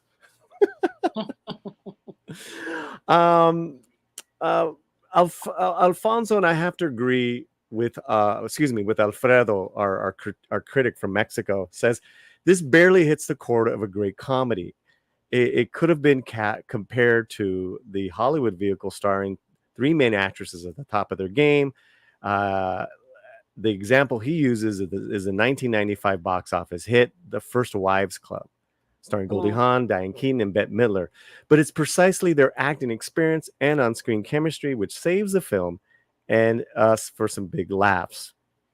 From Duval's story with her feminist activist daughter-in-law to be, which I thought was really funny, to Kate's conservative mother of an overprotected young man, with a special mention to Huarte, who gives, just like her Ariel-nominated hit, Senora Influencer, a touching performance on the edge of melodrama as a widowed mother afraid of losing her son to a single mother he's fallen in love with. So, yeah, I would say as a straight up comedy. Oh, this is pop. What is it? Oh, I want to do. Okay, I would say as a straight up comedy, Es por su bien misses more than it hits. But the three ladies are so charming with this kind of lame material that, you know what? It was like a 90s, decent little comedy. It's inoffensive. There's actually some funny scenarios where, she's trying to make up to there's some funny scenarios. It's not great. I love Huarte, the redhead right here. I think the redhead is the best thing in this film. I can see why she was nominated for her acting in this other movie called Senora Influencer. She's got this raspy voice, this presence that's just real and funny. Whereas I love you, Kate, but you force the comedy, and you can never force comedy, because why? People will call it out right away. They just know when someone is just not funny. Does that make sense, Fletcher? No, yeah. I mean, it's basically a sitcom style, and I think that's where maybe they kind of. I think they're trying to do like, let's do an American sitcom, but like telenovela style, and they should have just stuck to doing telenovela style, Well, that's just the thing. Is it with Mexican comedy, the comedic sense of humor, I say a lot of Americans can get it, like Memo Villegas's comedy, but he's got comedic chops. Kate del Castillo has telenovela chops. She plays angry or hurt really well. She's done a little bit of comedy. She's done a little bit of comedy. But it just, for me in this film, it's more miss than hit. And listen, it's a decent little film. I mildly recommend it. I can't highly recommend it. If you want to see a funny Mexican film, go see Memo Villegas in Arena. So yeah, that's my my take, my review, and Alfredo's review. One of our writers from Mexico, exclusively on thelatinосlant.com. There you have it, Fletcher. Boom. Yeah. So what's up? Did we get what's going? We got a little comics raid, We got a comic division raid.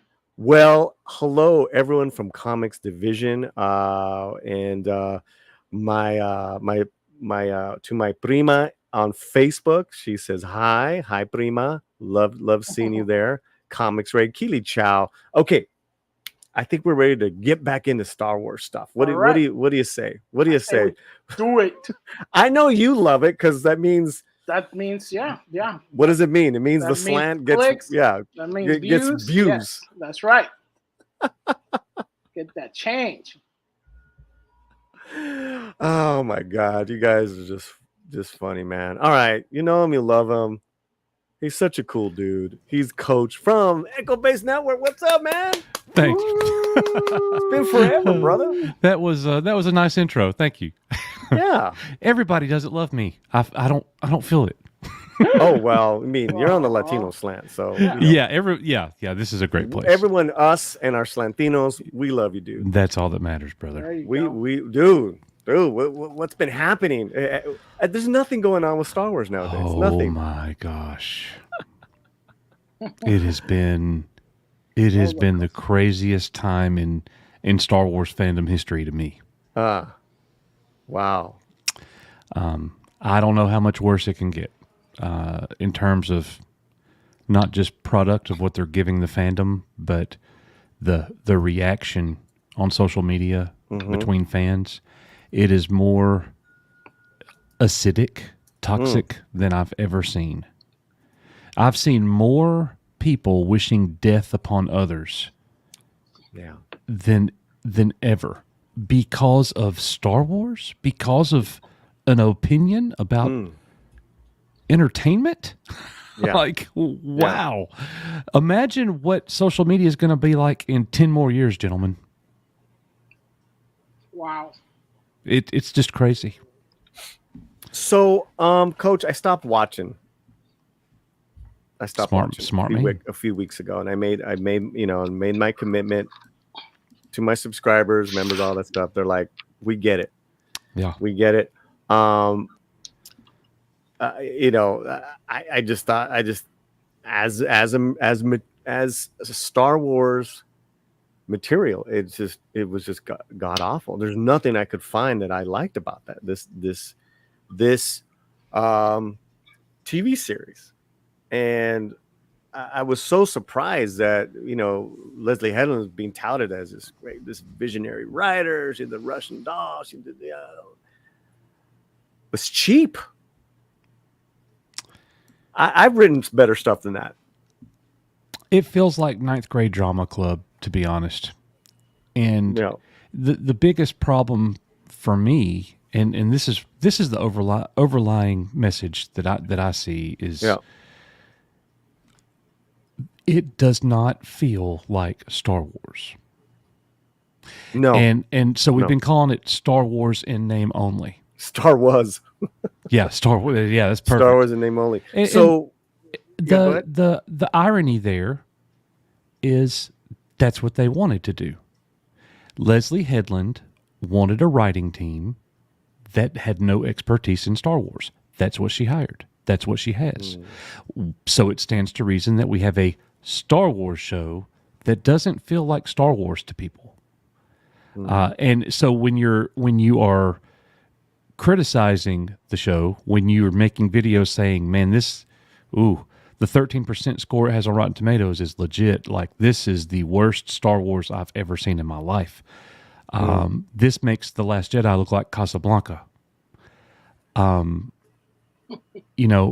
response to that from the people who like it has been really bad. With all the names, Paullie, you already know how it goes. I make a video criticizing the Acolyte in any kind of way I go about it, whether it's the writing, the acting, the dialogue, the production. This doesn't feel like Star Wars, and if I just say one little thing about any type of, the show is about a lesbian coven of witches or whatever. If I say anything about that at all, then I'm a racist, bigot, homophobe, all these things. And I'm like, wait a minute. That's just one little part of my critique. There are other shows that have same-sex couples and representation of every kind you could imagine, like in House of the Dragons, Game of Thrones, even in Andor. I haven't had a problem with any of that. It's just a crazy time. Yeah, I think when you're putting that first, right? If that's the only thing that you have a problem with, your sexual identity, your racial identity. Oh my gosh! Yeah. If you're putting that first, we got problems. Yes, and that's the interesting thing now. I mean, you said that you quit watching. The entire show was about that. Leslie Headland has gone on record several times in regards to all of that. She said, queer representation is incredibly important to me. It's vital that queer people see themselves reflected on screen in a way that feels authentic and true to their experiences. With The Acolyte, I'm excited to bring diverse and inclusive narratives to the Star Wars universe. It's a chance to explore themes of identity and queerness in a new and expansive world. What are we doing? Why? Yeah. Just give me Star Wars. If you want to have a show for all of that, then go make one. I have no problem with that. I'll support that. That's not a problem for me. But when you take something that George Lucas owned from the 70s to 2012, we're going on over 4 decades, and the IP's been around for 50 years almost. All of a sudden, you change the entire makeup of this thing, and this is the vehicle that you use to tell your story. then fans like me are sitting here going, wait, I don't recognize this.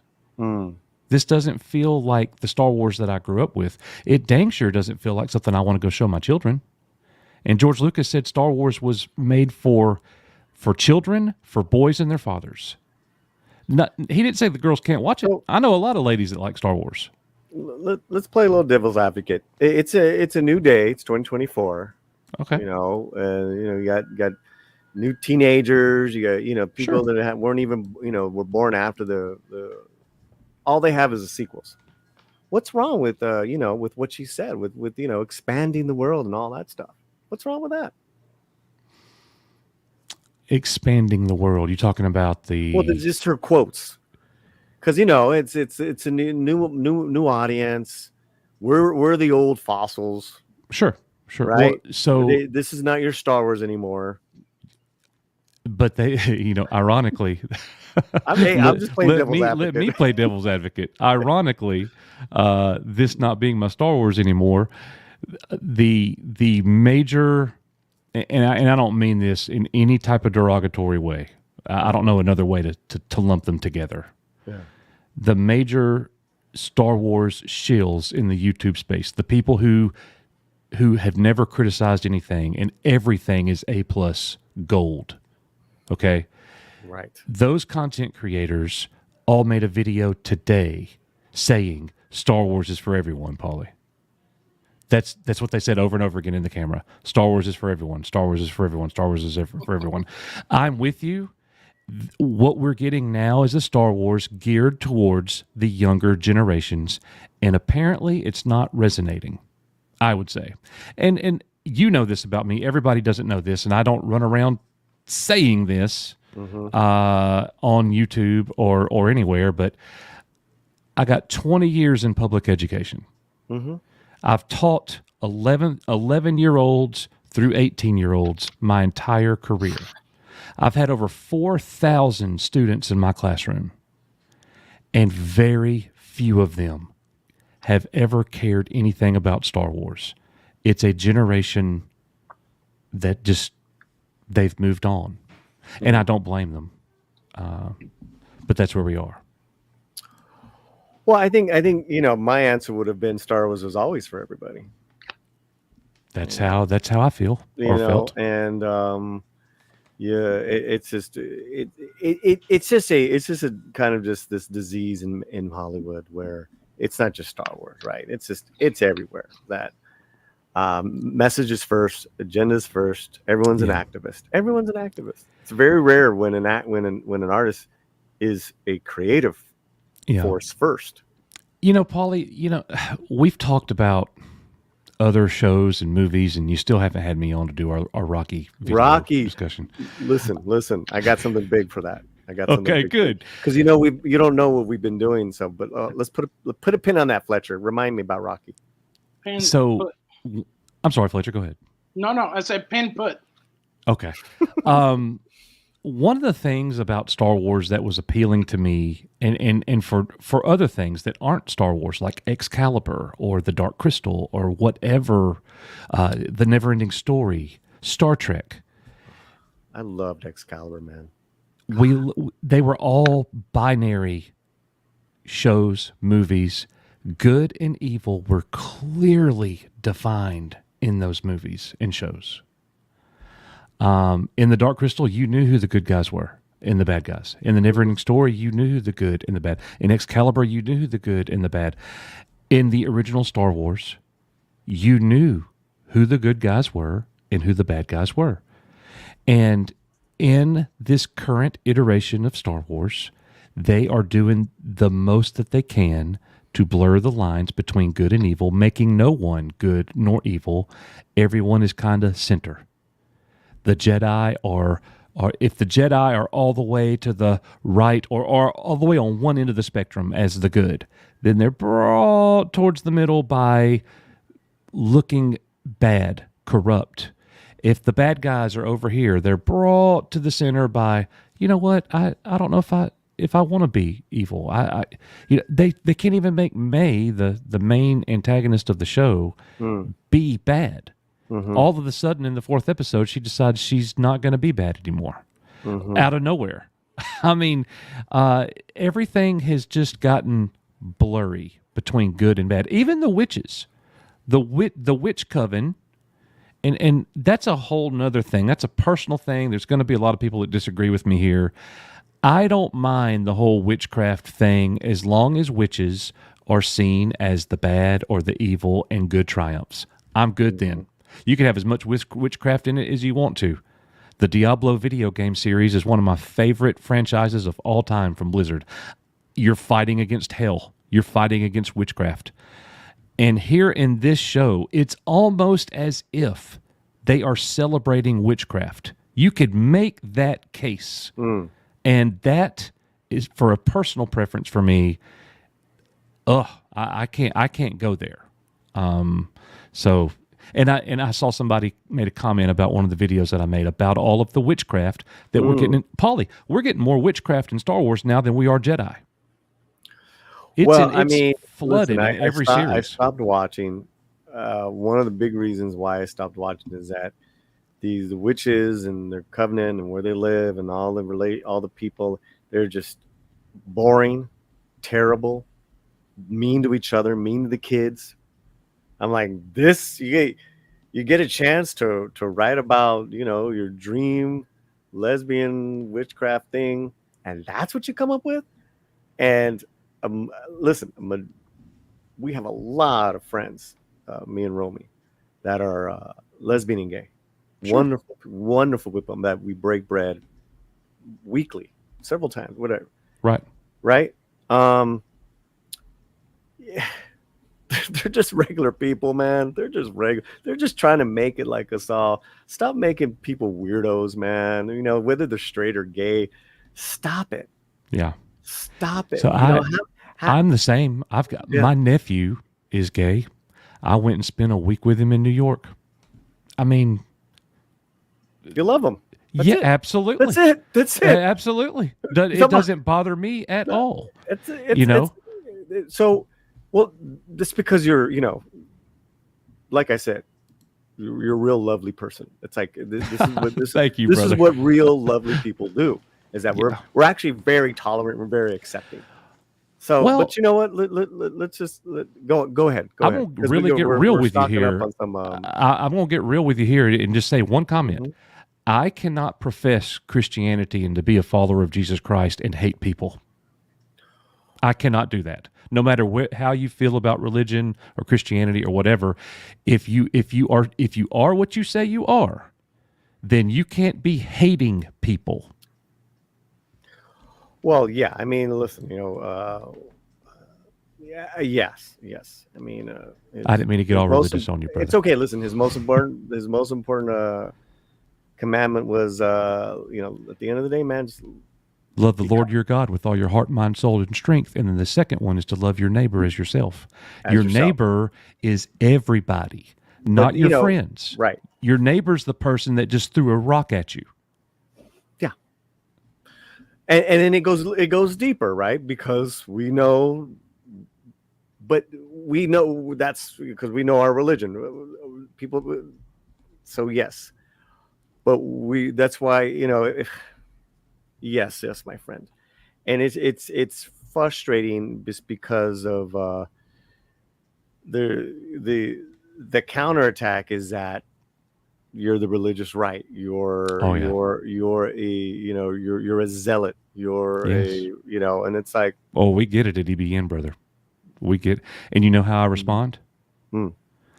Yes, I am a proud follower. And if that's a problem, that's a problem. But my God told me I better not be ashamed. But what again? So we have all that, right? And I know Fletcher's a very religious man. We're talking about Star Wars. I know, bro. It's crazy. We're talking about action figures and stuff we have on our walls and Darth Vader. What are we doing here? Paullie, that's where the world's going, man. If you disagree with me, you are my enemy. It's going to go beyond Star. It's just Star Wars is the battleground at the moment. We're just going to continue. There's an election coming up, You know, it's just the current battleground.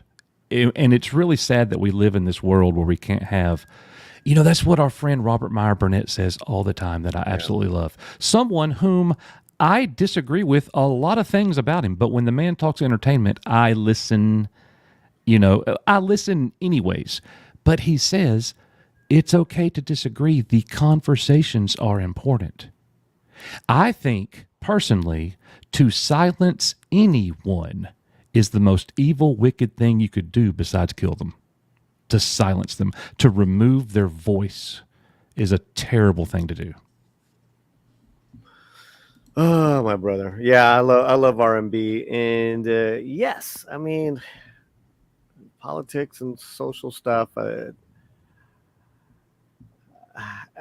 have a whole problem with the two-party structure, and it's so divisive. It's such a setup. But that is a different stream. Listen, we have some wonderful comments. I want to get to this new person in our chat. Star Wars Timeline. Do you know this person? Hey, yes, absolutely. Yep. Hey, buddy.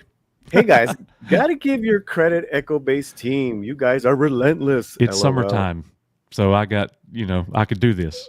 I could do this all day. Yeah. Is that I checked you out, and I just subscribed to your Twitter Star Wars timeline. I like what you had to say in regards to you know, stop gaslighting, man. As a brown man, how about that, guys?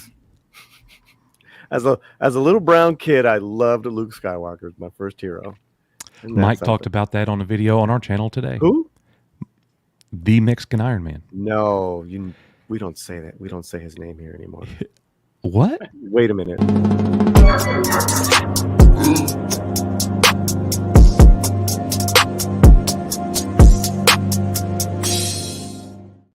Yeah, he talked about how as a kid, Luke Skywalker gave him hope and influenced him to be brave. You know, color. I mean, come on, like what are we doing? I tell people all the time to illustrate the point. You know, I coached basketball for a long time and played it as a kid and a teenager. The best basketball player of all time was Michael Jordan. That's who I wanted to be. Color had nothing to do with it. I wanted to be able to fight like Mike Tyson, not Tommy Morrison. Tommy Morrison was a great fighter, you know, but I wasn't walking up to it going, which guy looks like me? That's who I want to be like. You know, I never looked at the world in that lens and wasn't brought up to be that way. No, it's good stuff, man. That's good. I'm putting up a new poll. Fletcher, you got a new poll here. Yes. Yes. What do we got as I type it up? I should type it up. As I copy and paste. That's a copy and paste. What was Star Wars? What's Star Wars always been for everyone? So we got number 1. Yes, we're all in the same galaxy. No, the dark side won. 3, maybe hoping for a new hope. And 4, Star Wars at home for life. We got Star Wars at home all the time. Now, you guys wouldn't know this, but I am boycotting Star Wars. Yes. Thank you, really Coach, for coming I in, really am. bringing My pleasure, in sanity. Yes. You know, Fletcher, my pleasure, man. Thank you guys for having me. What's that line from Godfather 3? Every time I try, they keep pulling me back in. Oh my God! Great scene. Yeah. And okay, I thought he said something very similar to that in Carlito's Way. Yeah. Oh, I love Carlito's Way. I love that movie. Okay, we have some comments. You can hang for a minute, Coach? Yeah, absolutely. Okay, cool. All right. Equalizer. So, Coach, like that. Yeah, can't you tell? Hey, I like the views we're getting. I mean, Yeah. I like that, you guys know. have. Didn't you guys just bump up to another level as far as subs? Yeah, we just passed 40,000. What? Yeah. And That's wow, wonderful. like it's been fantastic. Yeah, I think we've gained 6,000 subscribers since we started making the Acolyte videos. I don't want to hear it. 3 weeks ago. Yeah, please, Fletcher, please, shut up, Fletcher. Please tell me more about how many. You just gave Fletcher a subscribers heart attack. And great Because I said last week I'm not doing any more. By covering Hey. the accolade. Yes, yes. Look, please go. your next video could be the one. That's what I That's tell every YouTuber. Your next Listen, video. You know I love what I'm doing anyways. Yeah, that's the main we'll thing. clip this one for sure. Keely Chow, Disney Star Wars sucks more than Auburn rolls. Oh, He's talking about my alma mater. oh man, Keely, why you going there? down. Roll Tide, baby. Wow. But you know what? That gets a bigote, man, for sure. Oh man, this here right here is probably the best thing that Disney Star Wars has ever done. This is for the super chats coming up. That's good. Wait a minute, why is that so short? Hold on, let's do it again. Is a little higher. Yeah, That's good. that was a good one.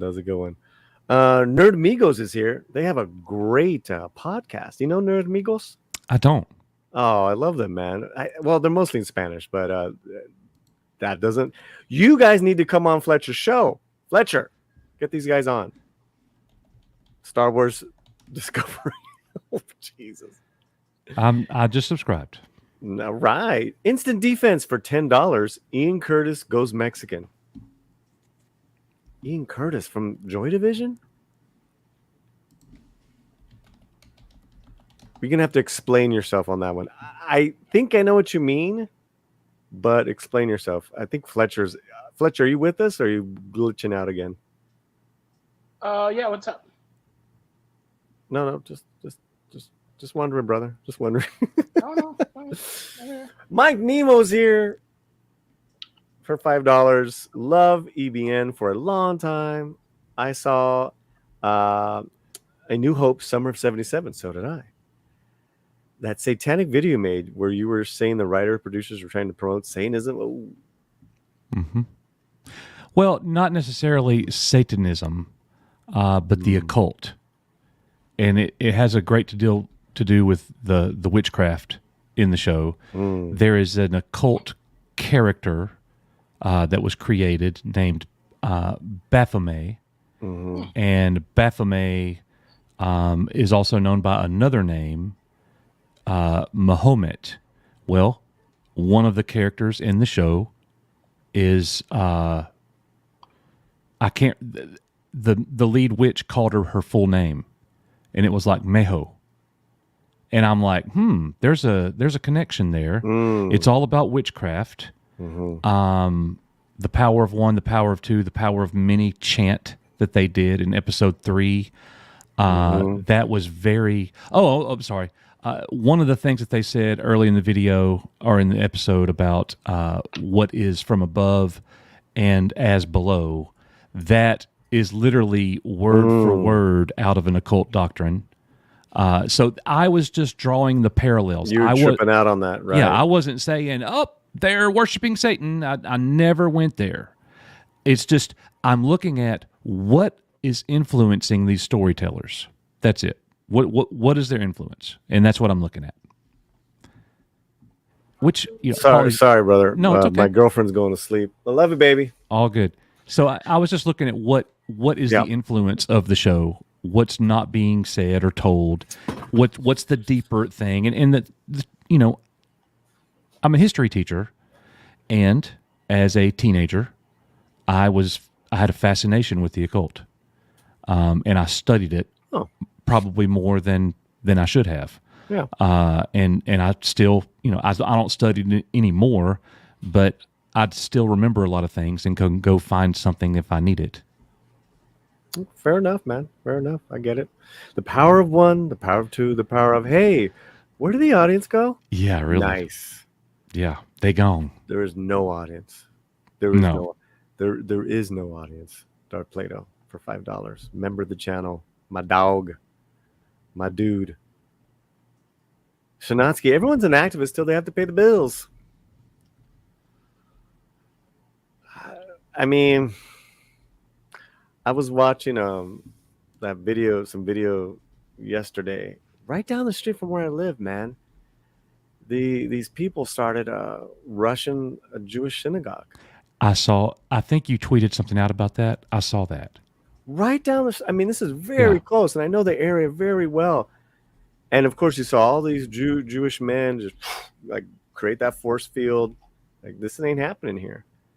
And it's like, and then those protesters were like, cops, can you please help us? It's like, you know what? Go get a job. Go pay some bills. Stop, get off the street. On a holy day.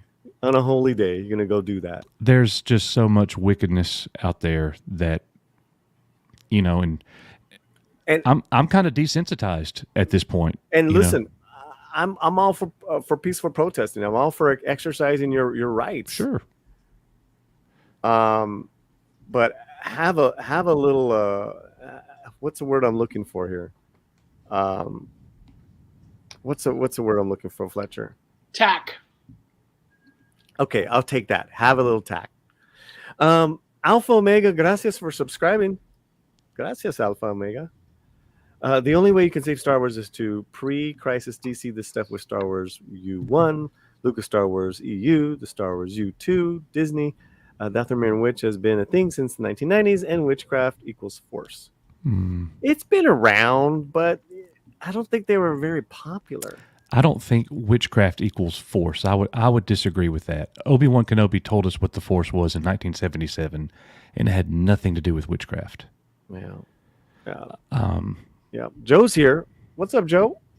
Bartender for 18 years. All my gay friends hate this shiza. Yeah, I have several as well. Exactly. And testify, coach. That's what I do.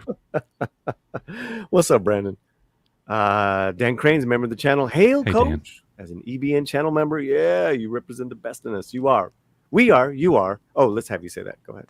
We are, you are, Echo Base Network. Thank you, Dan. Yeah, it's been too long, and we're going to. We've been doing these Friday night trilogies and timelines. So we've done Scream, done Bad Boys, we've done Mad Max. Rocky's up there. Okay. So we go from the first one and we go all the way to the front for the last one. Wow. You up for it? To watch them or to discuss them? Discuss them. No. This is a nerd talk. Yeah, that would be fantastic. Of the Rocky universe. Yeah, I would probably need to go back and watch, like, you talking 1 through 5? Or are you going into Rocky Balboa territory? And Creed? I think we would definitely not do Creed because that's a separate trilogy. We would do the 5, right? It's 5. It's 5, and then the 6th one was Rocky Balboa when he was much older. Oh, it's 6. Yeah. Balboa. Yeah. Yep. No, we would do that. Okay. We would do that. I would be down. Yeah. I would be down. Because we did like the 4 Bad Boys. Yeah, we did I'm going to tell you, man, as a parent, Mm-hmm. I've got a 16-year-old and a 14-year-old. I'm ashamed to say that neither one of my children have ever seen a Rocky movie. Ever. How about Creed? I can't get them to watch it. Nope, they've never watched it. I cannot get them to watch it. And I'm like, I know they would love it. I know they would. But they won't go there. Have you taken them to Philadelphia and you have to go up the stairs? You have to. No.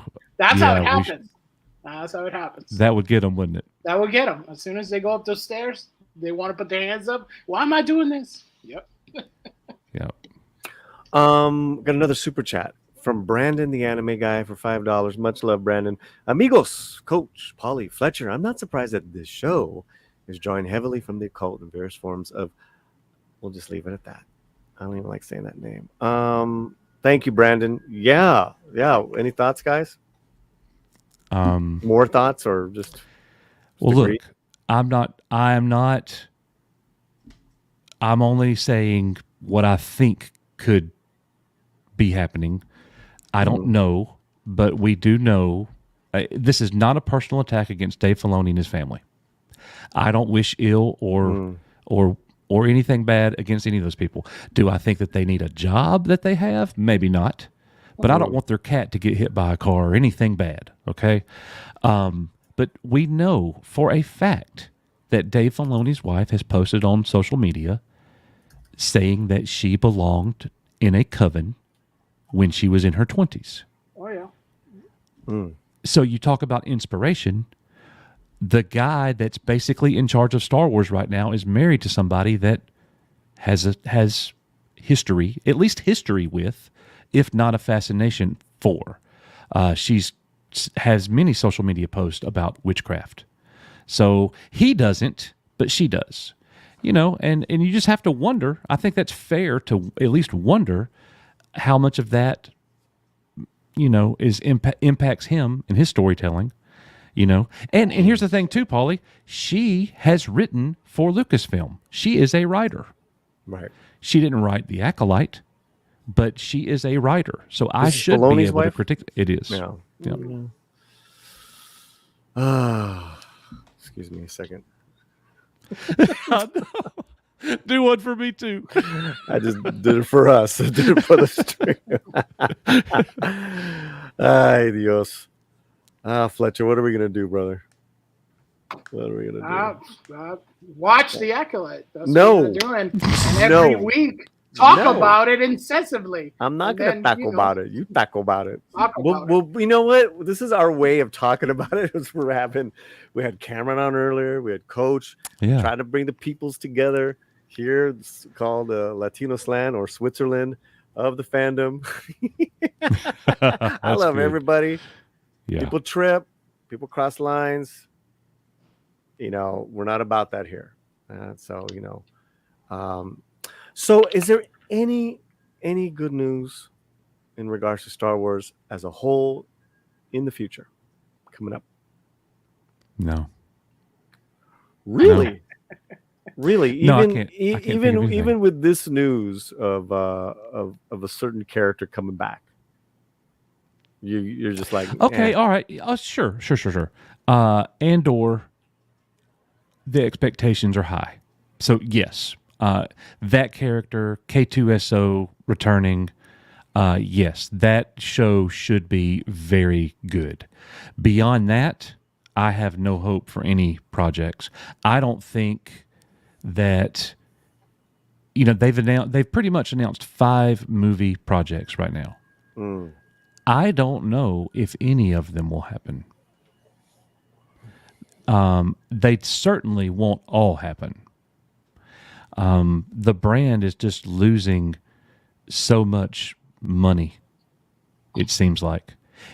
Paullie, there's a Star Wars show right now that has an audience score of 13% on Rotten Tomatoes. It's too high. I agree. We need single digits, baby. Like it's that bad. Yeah. It's just, yeah. And whoever thought that Star Wars? You actually, it's amazing. Like to take something as powerful and revered as that brand was, they had to like work hard to get it down as low as it is now. Nobody talks about it anymore. I used to be proud. Dude, I walked down an aisle in class when we were in the 7th grade, and I saw Nick sitting there with a Star Wars book on his desk. I didn't like Nick. Nick didn't like me. And I said, we're going to clip that. Yeah. I said, dude, you like Star Wars? And he said, yeah, I love it. We've been best friends ever since. We just needed that one connection. You used to be able to walk up to people and talk Star Wars. Like, you like Star Wars? Yeah. Da, da, da, da. And you have these conversations. You can't do it anymore. And it's almost like, Coach, you got a Star Wars channel? And I'm like, yeah. Right. I'm like, I can't walk up to just another fan because that Star Wars fan might think I'm fill in the blank with all the names. You know, if I don't like what they like the fandom is so polarizing right now. Yeah. Let me just read this really quick, Zach, because it's Cameron's our good friend. We just had him on here with this perfect record telling you there's plenty of good coming, but okay. Listen, today he came on. He didn't have a lot of time, but yes, he said that in the past. Other people, listen. We all got our opinions, and that's what makes Star Wars fans so special.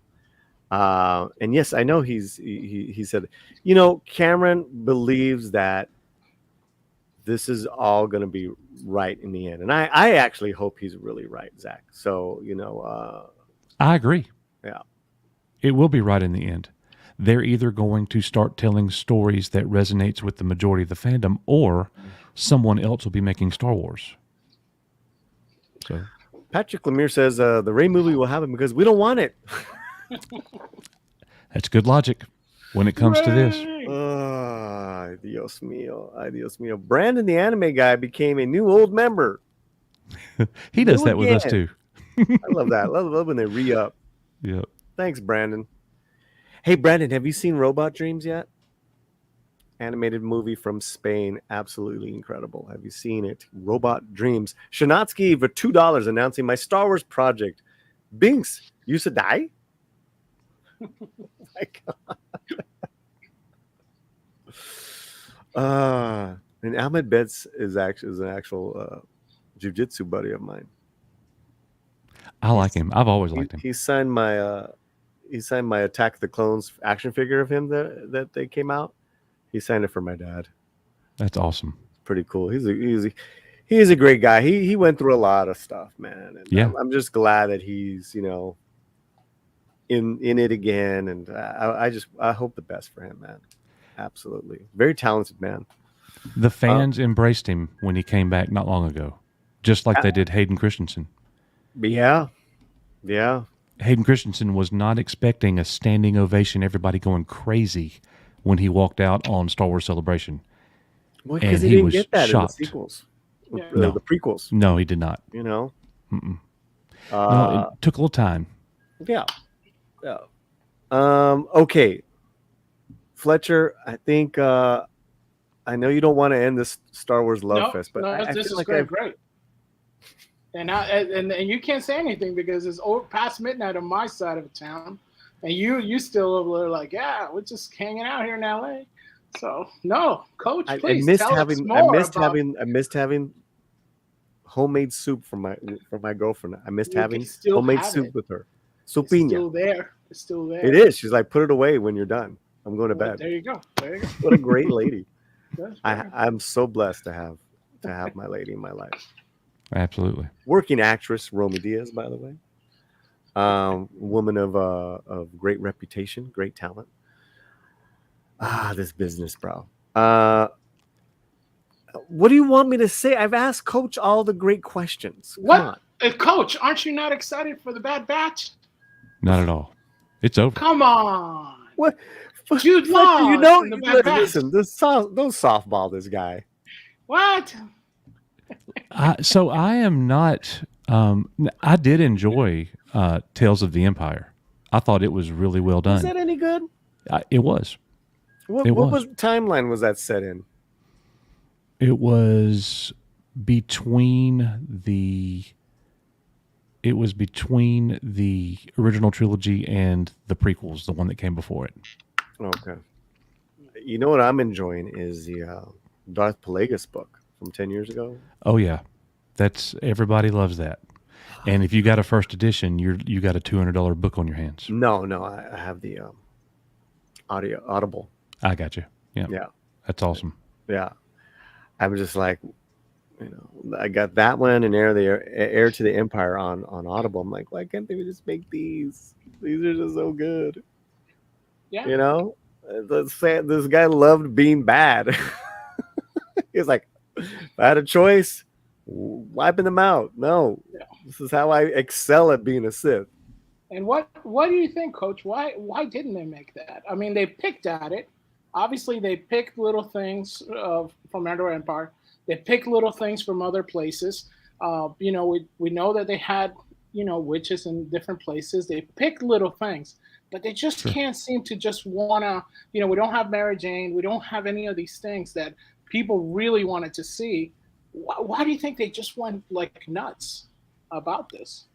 I don't know. Like, you would think that after The Mandalorian Chapter 16 that happened a few years ago now, right, with the response that the fandom gave when 50, 60, 70-year-old men were crying, saying Star Wars is back, right, you would think that they would have done something with Luke Skywalker.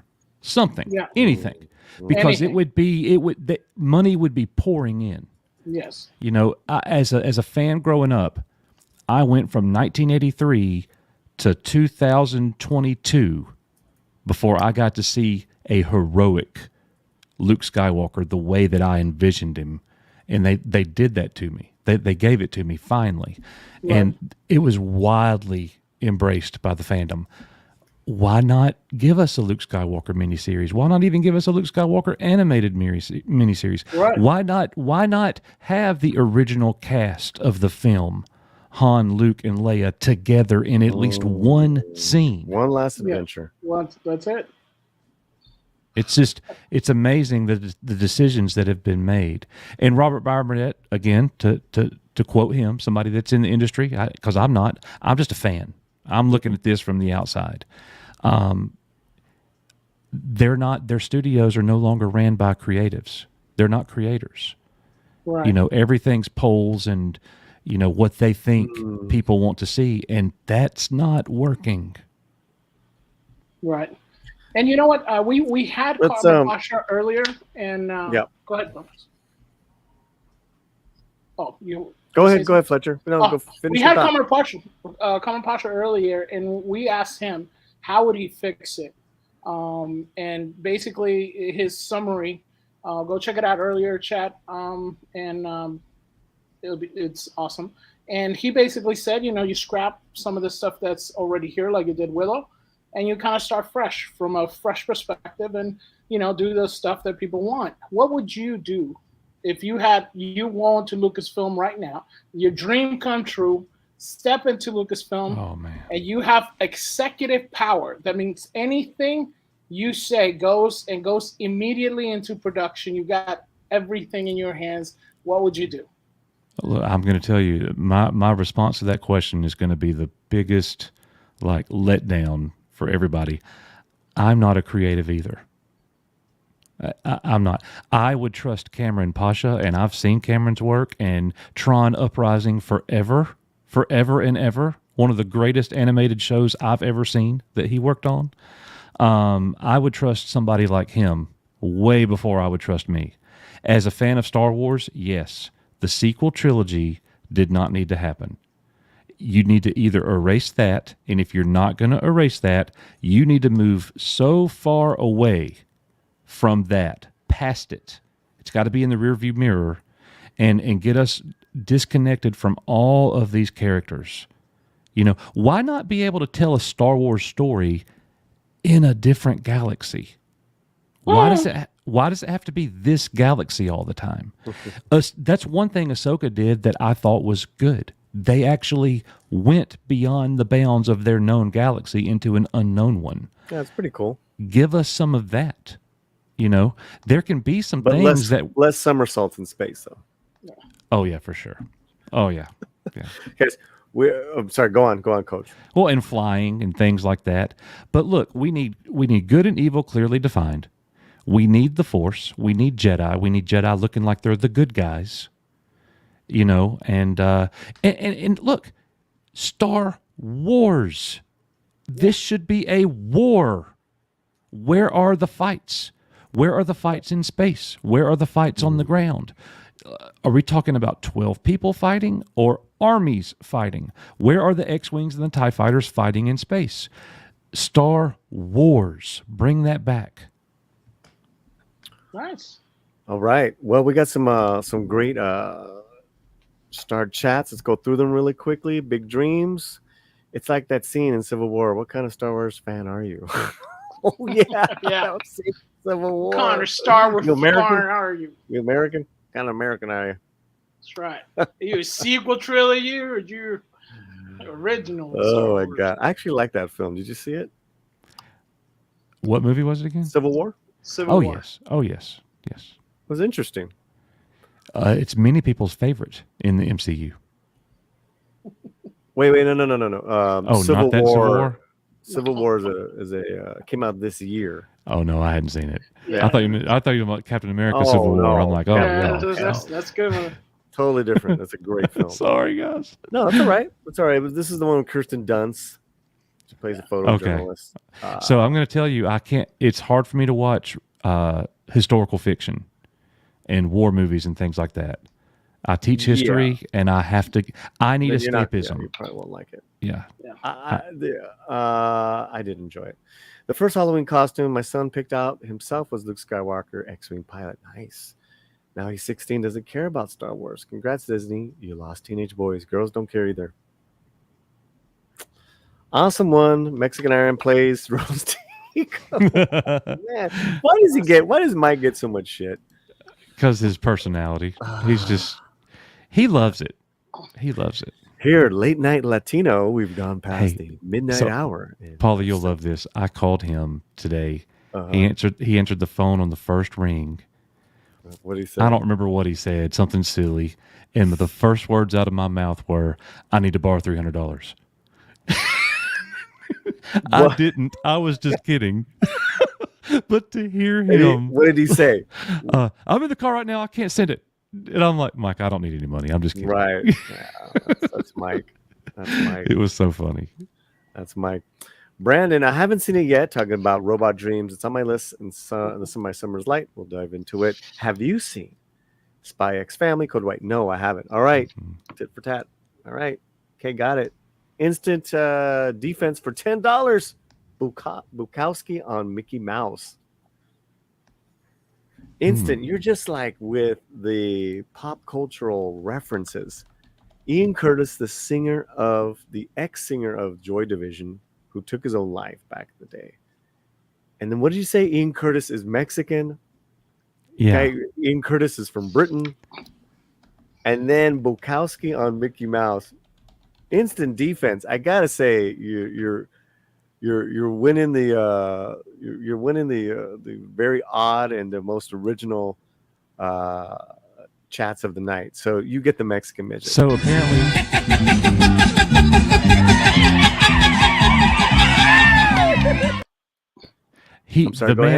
apparently the man hated Mickey Mouse.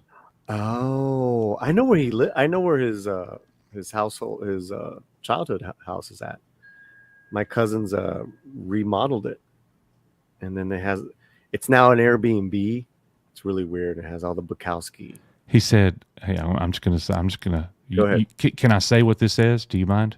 No, I don't mind. Mickey Mouse is a three-fingered son of a bitch with no soul. That's what Bukowski said. Yeah. Oh yeah. Oh, that is classic. We Very have to nice. destroy Mickey Mouse for us to get back to real America. That's what he said. I mean, wow, that's heavy, man. That's heavy. Coach, are you excited for the Alkalite lunchbox? I guess it depends on what's inside it. Oh my god! Oh my god!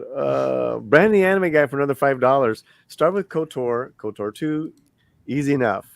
Do a 3-movie arc. Anything with OG characters. Do an anime when moving on. Live action. Good versus evil. I mean, that's pretty much that's it right there. I agree. Okay, let's do a thank you video for all those super chats. Brandon, Instant, you're gonna get some nice. This is nice. This is a fun one. Here you go.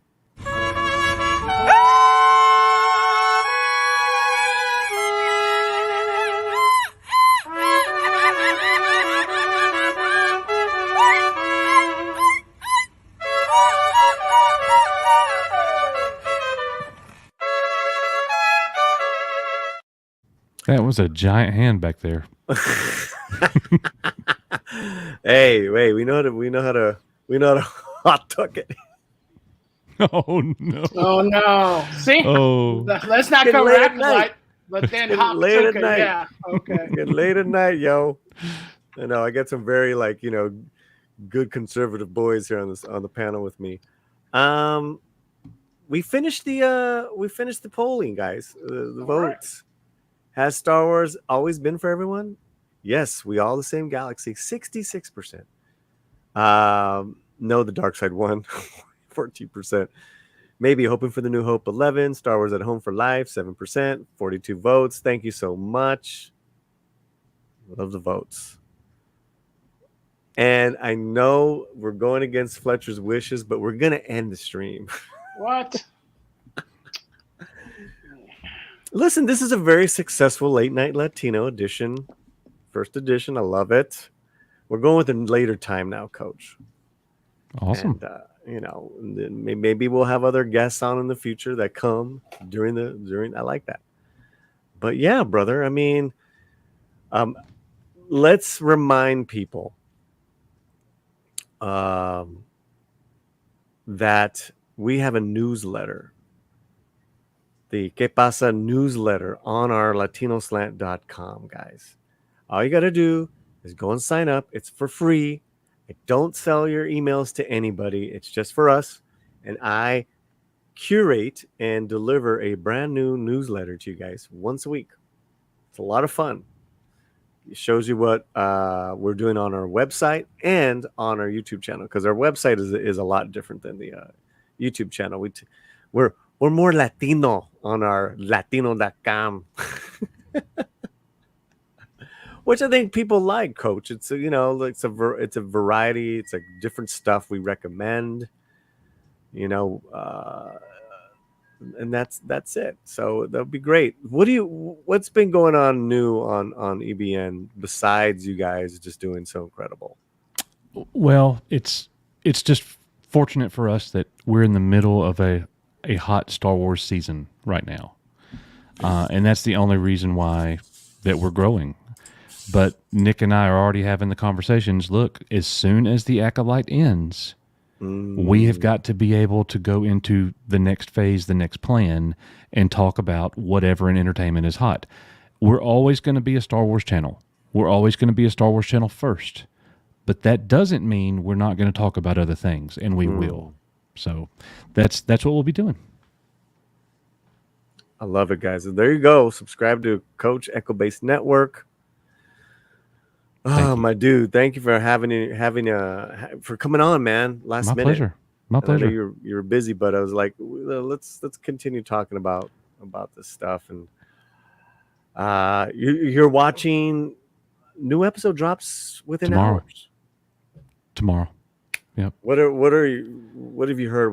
What are predictions? What's going on? The only thing I know with this episode is that it's going to pick up where the other one left off, and it has been said by the people at Lucasfilm that this episode is the showrunner, the director's favorite episode of all 8. I don't know what that means, but it's going to mean something after we watch it. If it's as bad as like the 3rd episode was, and it's her favorite, that's going to be interesting. So I'm not predicting this thing to get any better at all. Sounds so bad, bro. Yep. Pretty much we're hate watching it, but everybody wants us to watch it, and everybody wants our thoughts. You know what? So we're doing it. You guys are the OGs, man. Absolutely, you do it. That's what we got to do. Absolutely. This is your channel, man. But we have fun. That's the thing, Paullie. We used to, when we watched bad Star Wars back in the day, it bothered us. It ruined our day, like our team lost. We don't feel that way anymore. If it's bad Star Wars, we're just kind of laughing at this point. Yeah. All right, my friend. Well, I'm gonna let you go. We're gonna handle some other announcements. Do it. Thank you for having me, brother. I'll come back anytime. Let's do some Rocky. Let's do Rocky. We're gonna do the 5 Rockies. Let's go. 6. All right, man. It's God 6. bless. Have a great night. All right. See you, bro. See you, chat. Thanks for having me. Oh wait, there's Fletcher. He wants to say good night. Hey, good night, Coach. Thank you so much for coming in. My pleasure, Fletcher. Have a good night, buddy. See you guys. God Good bless. night, brother. Well, there he goes. The coach that knows. He's always such a sweet man. Love that guy. Fantastic guests. Guys, this was a great show. Please watch the replay if you haven't. Here's what's going on this week for me. I'm not seeing the Acolyte tomorrow. Wednesday night, I am, though, seeing Kalki 2898 AD, 7 p.m. showing. Out of the theater review right after. I'll be hanging out with Chris Gore. We're seeing this movie together. We're pretty excited. This is one of the biggest releases out of India. this year coming to the States. There's another film called Kill that I did a review on, a trailer reaction. Guys, go check out my trailer reaction. Kill also looks like is gonna be a rockin' good time. This is a sci-fi though one. Kalki is a sci-fi one. So check that out. Then this Thursday night, I'll be live on the Daily Chela reaction debate. I'll be on a panel. We're gonna watch the debates together and I'll give our honest takes on them. I don't know what to expect with that, Fletcher. Yeah, and for all you guys, put it on your calendars. It's going to be the 27th, and the link is right there. So if you click on that, and you can put it into your reminder, so you can check out Paullie there. And we want to thank Sinister Mason for subscribing to the channel. You know, we are getting very close to ourselves to 12K, so we would love to hit that within the next week, man. I think we're like about 100 away. I would love to hit that by July 1st. 12K on July 1st, man. And I'm definitely clipping. I would love to hit that. You love what? I'm definitely clipping. I would love to hit that on the 27th. Oh my God. So bad. Yeah, we're not watching it. We're not watching it. Night. I'm watching it. Night. God bless Paullie for not watching anymore. Yes, thank you, Rooftop. Oh, Rooftop, boo. Oh, so mean. Okay, on Facebook, on Twitter, on YouTube, been fantastic. Anything else you want to say before we shut it down? Yes, please go to thelatinoslant.com. We got fresh new articles coming out every week. And if you just give us your email address, we will not sell you information. We will not endue you with ads or anything like that. We will just send you fresh, piping hot, new newsletters, whatever. Paullie has something in the crew new to post. So that's thelatinoslant.com. Go check it out and subscribe, please.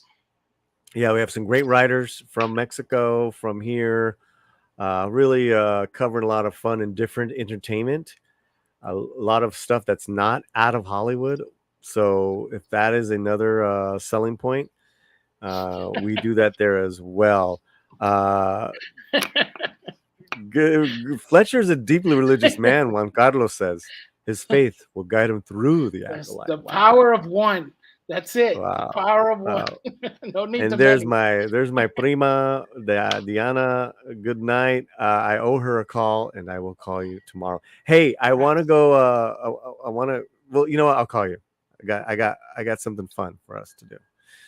Carlos, good night, brother. Night Ranger. Woohoo! The power of Juan. The power of Juan. No, man, I'm not gonna do it.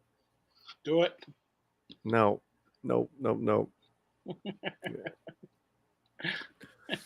All right, I think we're doing a hard out. Hard out. I'm just saying goodbye just to the guys, make sure you are subscribed, please. That's right. Please. The power of subscribe.